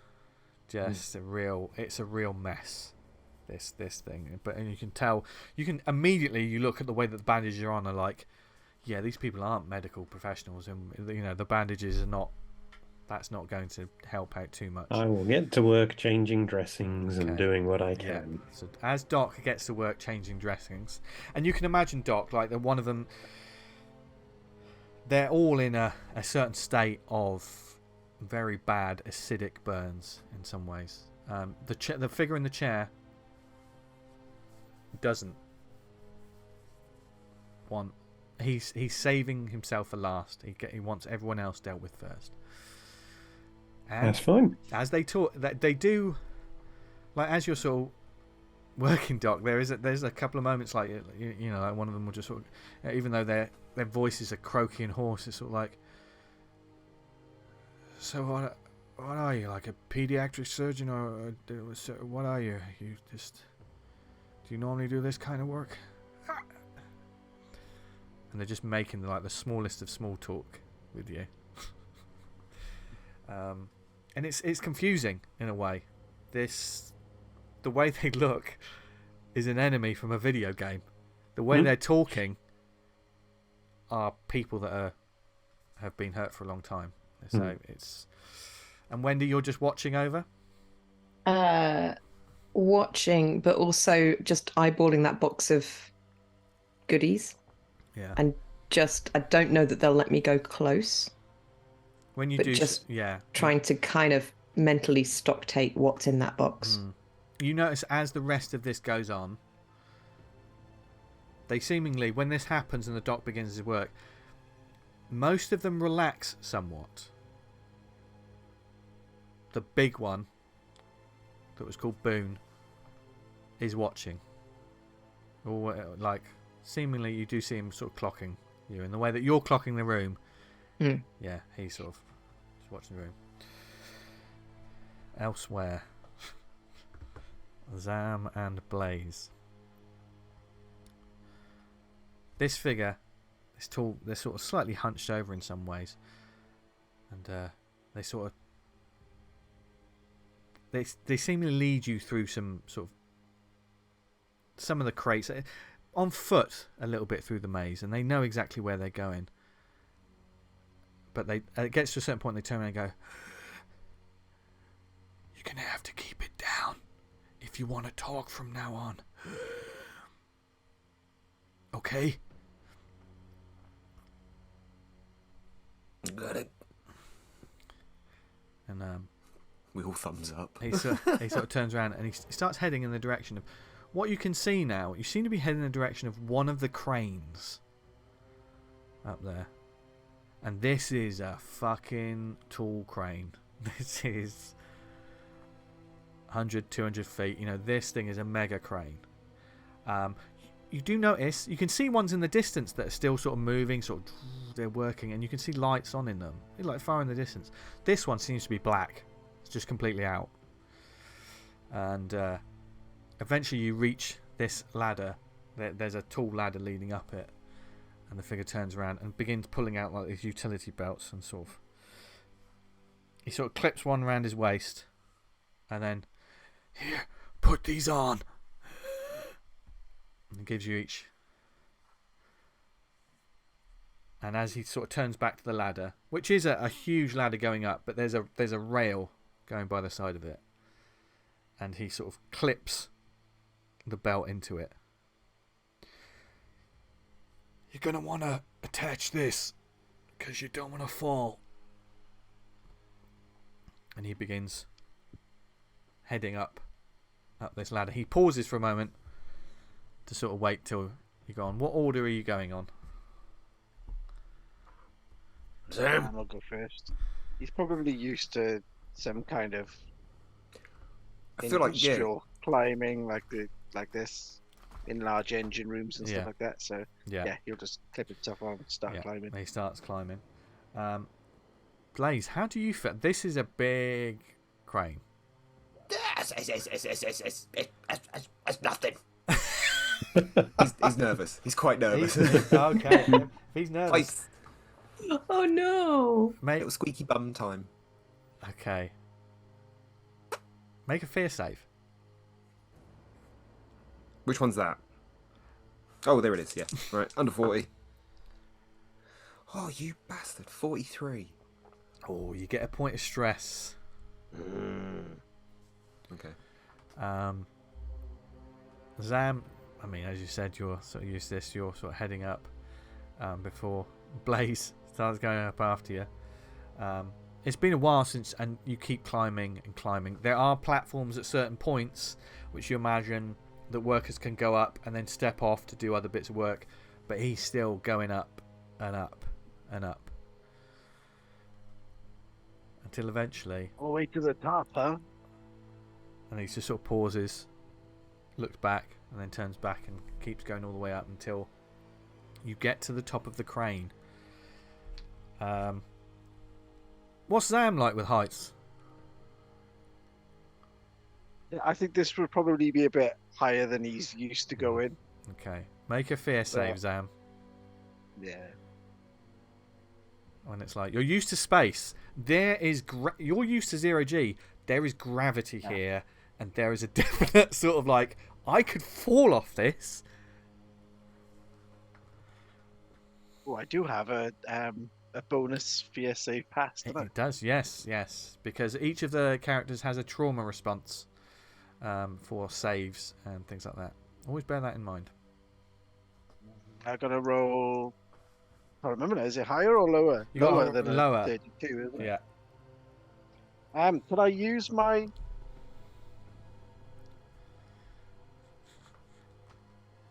I would think Because this. I've got industrial equipment. I think this is a pure. This Yeah. is a primal fear of heights. Anyone who's been up. I'm still gonna keep my my bonus pass. Ooh, 28. That pass? Yep. Yeah. You just keep it together when you're up there, and certainly there's a point when this figure sort of unclips it from the ladder and then clips it on another bit that's going out onto the crane arm that's leading all the way out. He sort of looks back I and think at this point, like just to calm his own nerves. Zam's gonna look down to Blaze and he's gonna go, "Hey, look, we're going to the penthouse suite." Shut up, Zam! Don't look down, Blaze. Don't look down. Shut up, Zam! As this figure sort of leads you out onto the crane arm and keeps going outwards, but then at one point sort of hops away from the edge into the middle of the crane arm, and then sort of they unclip themselves and sort of begin crawling underneath a lot of the pylons, and they sort of safer in the middle, because it's not empty. There is a floor. There's like a steel sort of floor in the middle of this crane arm. It's not completely hollow, don't worry. But he begins sort of like combat crawling forward as you follow. I'm assuming we're following. You're Zam, following. like... You're following. Oh yeah. And where this crane arm sort of it opens up a little bit towards the end, and you are far out as well. This is also when like you can see down at some point, and you are travelling over enormous sort of containers filled with trash, detritus, and broken industrial equipment, and like. But then it moves to another container, and this one's a different colour and seemingly slightly different. And you can just see flashes of just something underneath. You're not quite sure. It doesn't look like this is trash. There's something else in there. You're not quite sure. But it seems to be quite full. As this figure sort of gets to the end, and it opens up so you can all sort of be on your front, but sort of next to each other. Almost like looking over a hill, as it were. And the figure sort of looks down and goes, "Wait a minute." And pulls out like a small sort of spyglass and sort of pulls the mask down a little bit. And as they do so, you can see there's almost there's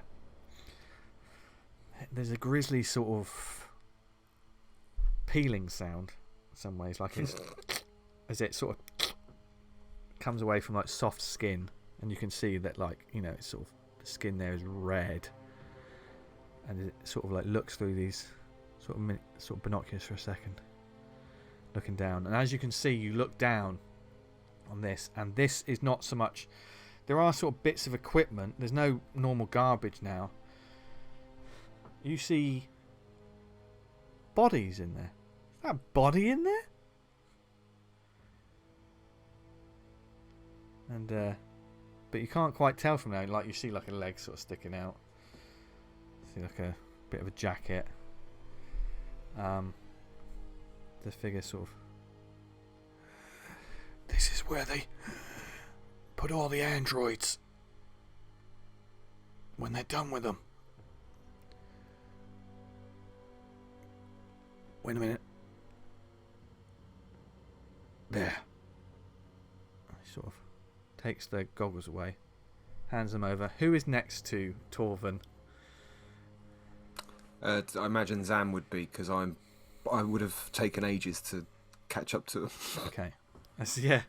And so as you have a look. Yeah. These sort of goggles that you're the first one to sort of notice, and you're scanning for a bit. These aren't like military grade, but these are clearly they're pretty high grade, and you're sort of scanning this, and it certainly is the bodies that you saw.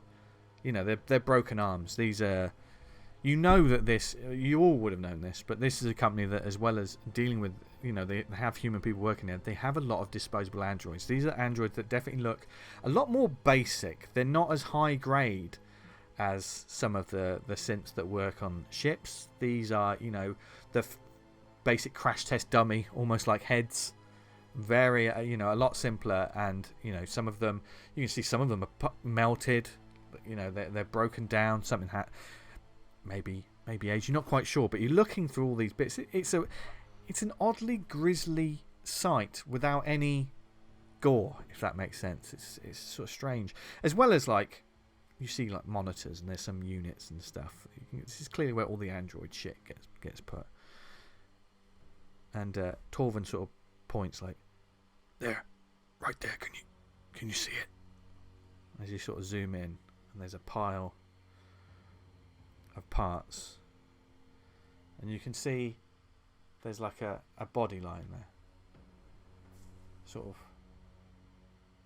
just on its back, seemingly got like, you can see one arm, you don't know where the other is, but you recognize it. It's a dick. It's the body of Dick Sloan. The upper torso of Dick Sloan Dicky boy. is there, and it's just sort of. But at first you're like, oh, that's where he is, because you know the captain was pissed off about not knowing where he was. That's where he is, and then you're about to pass him away before you see him move a little bit. Just. I'll hand the binoculars to Blaze and I'll say, Dick's down there. What? I think he's Where am I looking? alive. I got him. And it takes you a while, because then after a while Lift a bit. Left. No. There. Right there. Look. it begins to sit up. It's just He's slowly. sitting up. You can't see where the right arm is. The right arm is sort of amongst some junk. Sort of like, you can hear a voice go, can you see it? I can see him. We're gonna rescue Dick. It's growing. What? Look there. As he points, you can see like as Dick sort of like, his torso is sat up. You realise, obviously he's got no legs, but like the innards, seemingly they're sort of like these dark wires and stuff coming from underneath where the rib cage is, and it sort of disappears into this salvage. As it sort of sits up, it rises up a little bit more until you realise that this torso seems to be rising up almost like it's on the way it bends. It's like a scorpion's tail.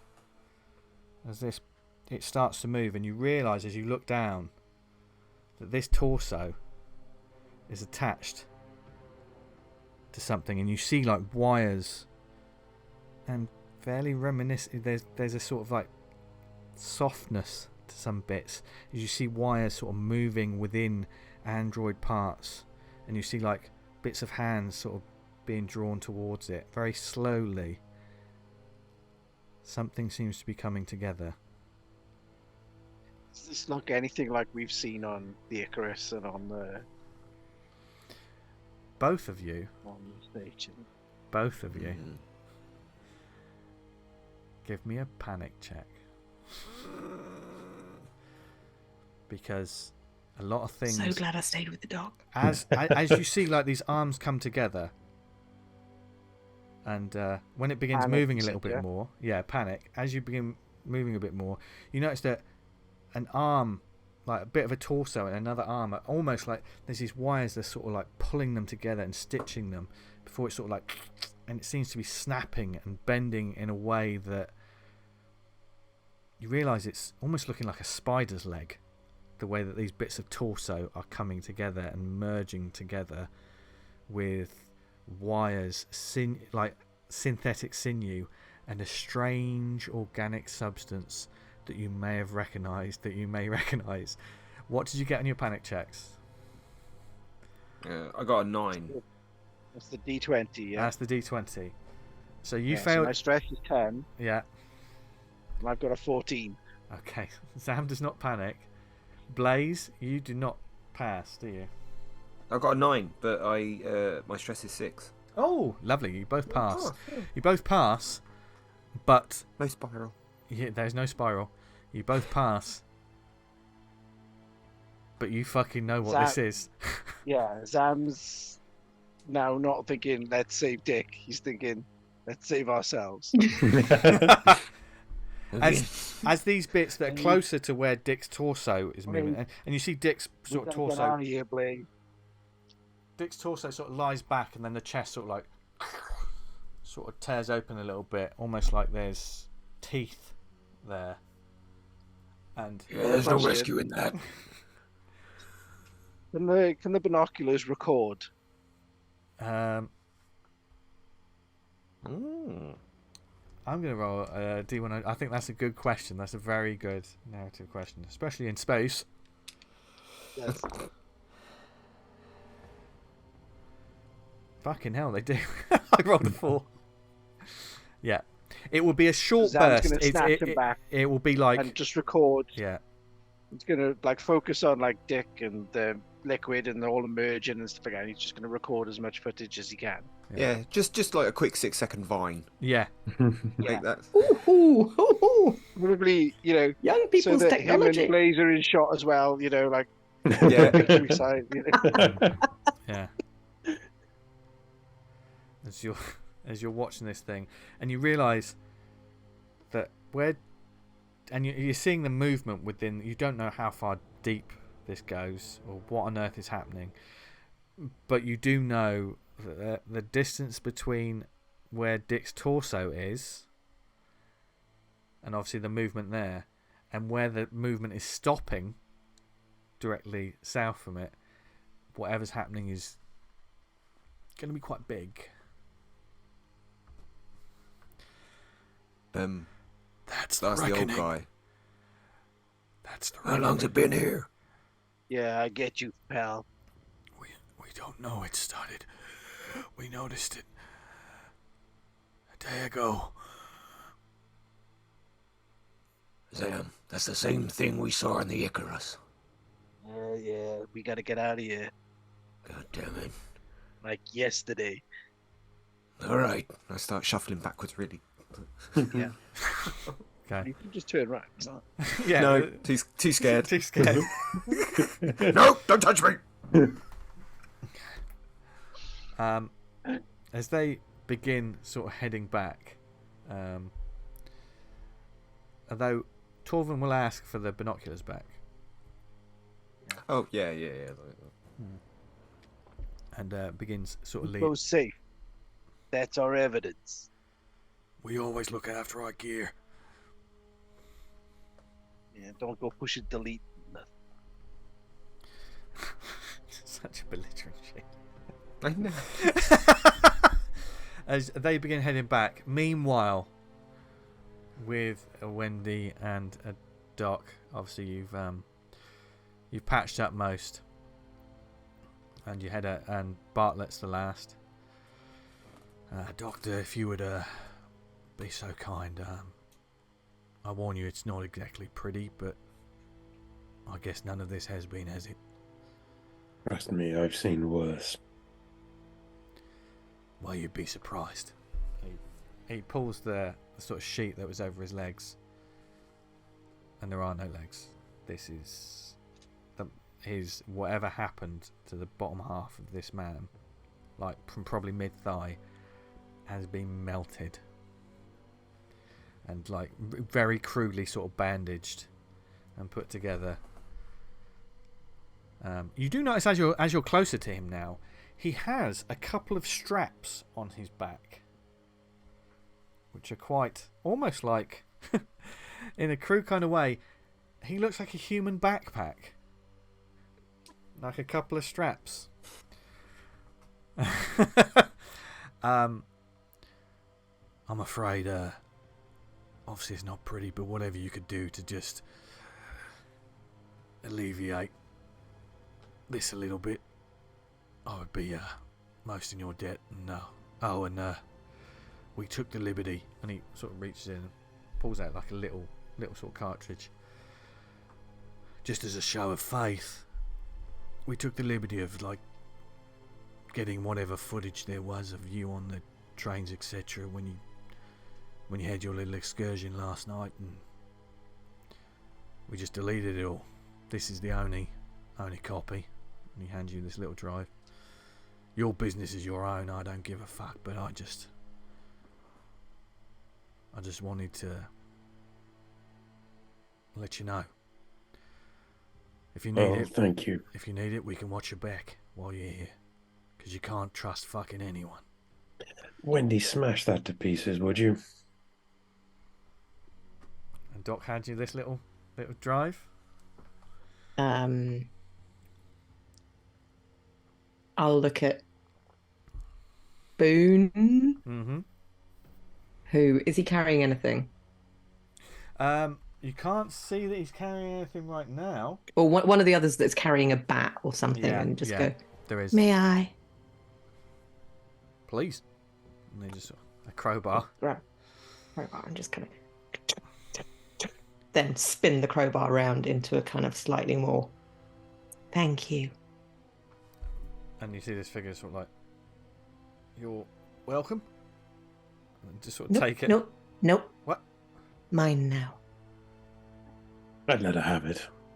And the figure sort of looks to sort of Bartlett, and he's like, sort of nods. And they just sort of like sigh like, oh. Boone's just watching you. Wendy, just not moving. So I have 2 questions Yes. while you're getting your treatment. Please, it's I hope you don't mind me saying, but it's quite nice to have a bit of social interaction as much as we love each other around here.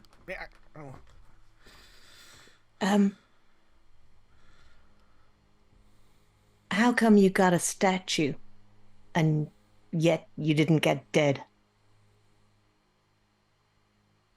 If this room could get colder, it just grew a few degrees colder. Because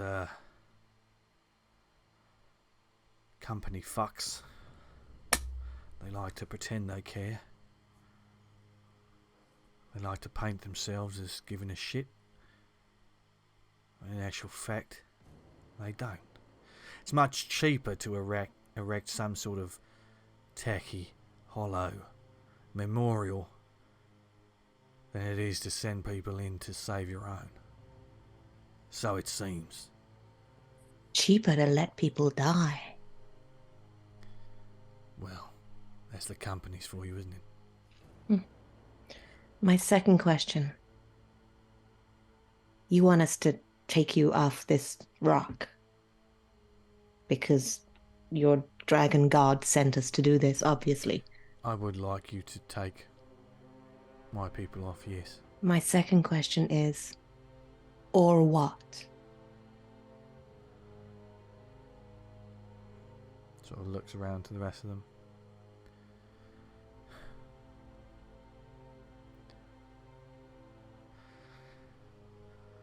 I would like to save as many of my people as I can. I like to think that they don't deserve to die here. They've done enough to survive. But if you say no, then you say no. We can't force you. We're not terrorists. We're not blackmailers. We're just survivors. Yeah. We look like shit. Yeah. And certainly... And he's sort of like... As the doc's doing fine work with the bandages, Doc, by the way. I'm making him a mummy. Are we down from the crane yet? You're almost there. I mean, all of this has taken a while to do. It's not dramatically the right moment. Yeah. Jim, calm down. I would like. I'm slowing them down as well. Running I'm in. going first. Yeah. I'm just appealing to you as human beings.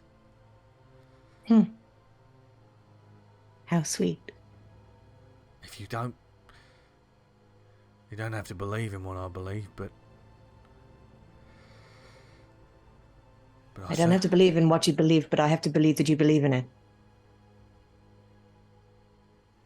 Yeah, something like that. Yeah. Okay. It's all a question of faith. Once you've lost that, what else have you got? Yes, Wendy, what else have you got? I've got a crowbar. Mm. Oh. I also have a couple of pain pills. Bartlett doesn't move, but you see a couple of them sort of twitch and look at you.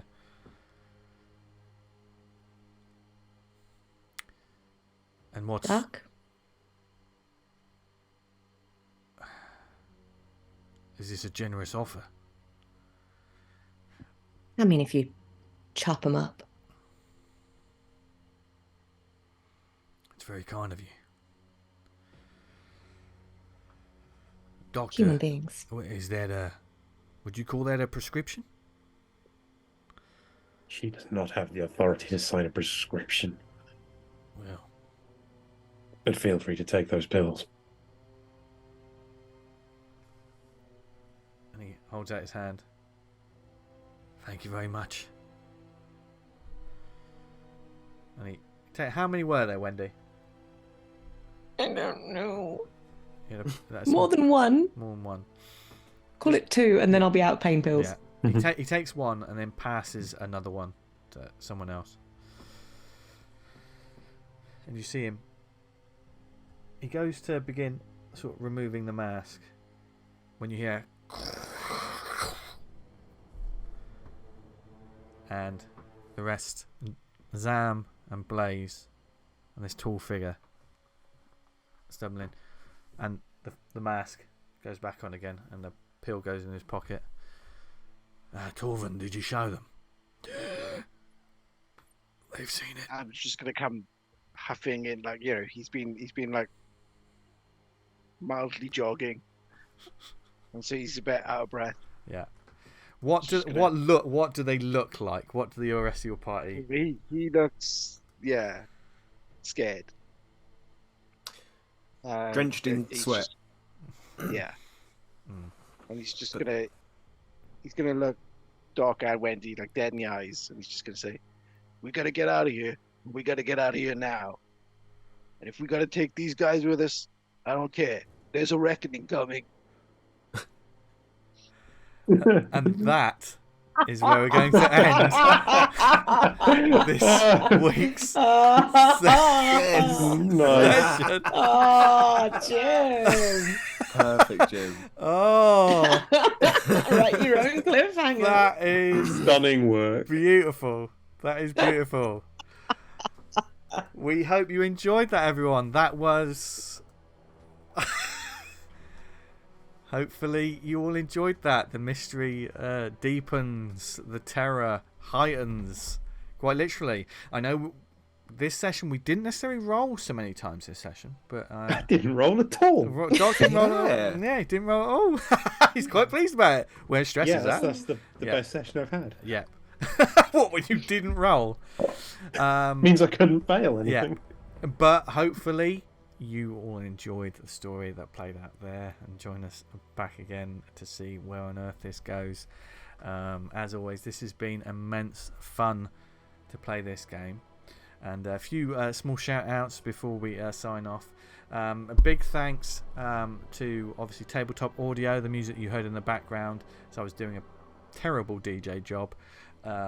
Go to there, follow them on Patreon, find them on onlinetabletopaudio.com. There's 10-minute ambiences you can use for your home games, and it really is good because it really does set the mood, whether you're in a space club or you're in a creepy storage container in the middle of a garbage heap. They've got something for everyone, including a lot of fancy stuff if you're fancy players as well. Obviously ELIOT Red did the wonderful safe space theme that you heard at the beginning.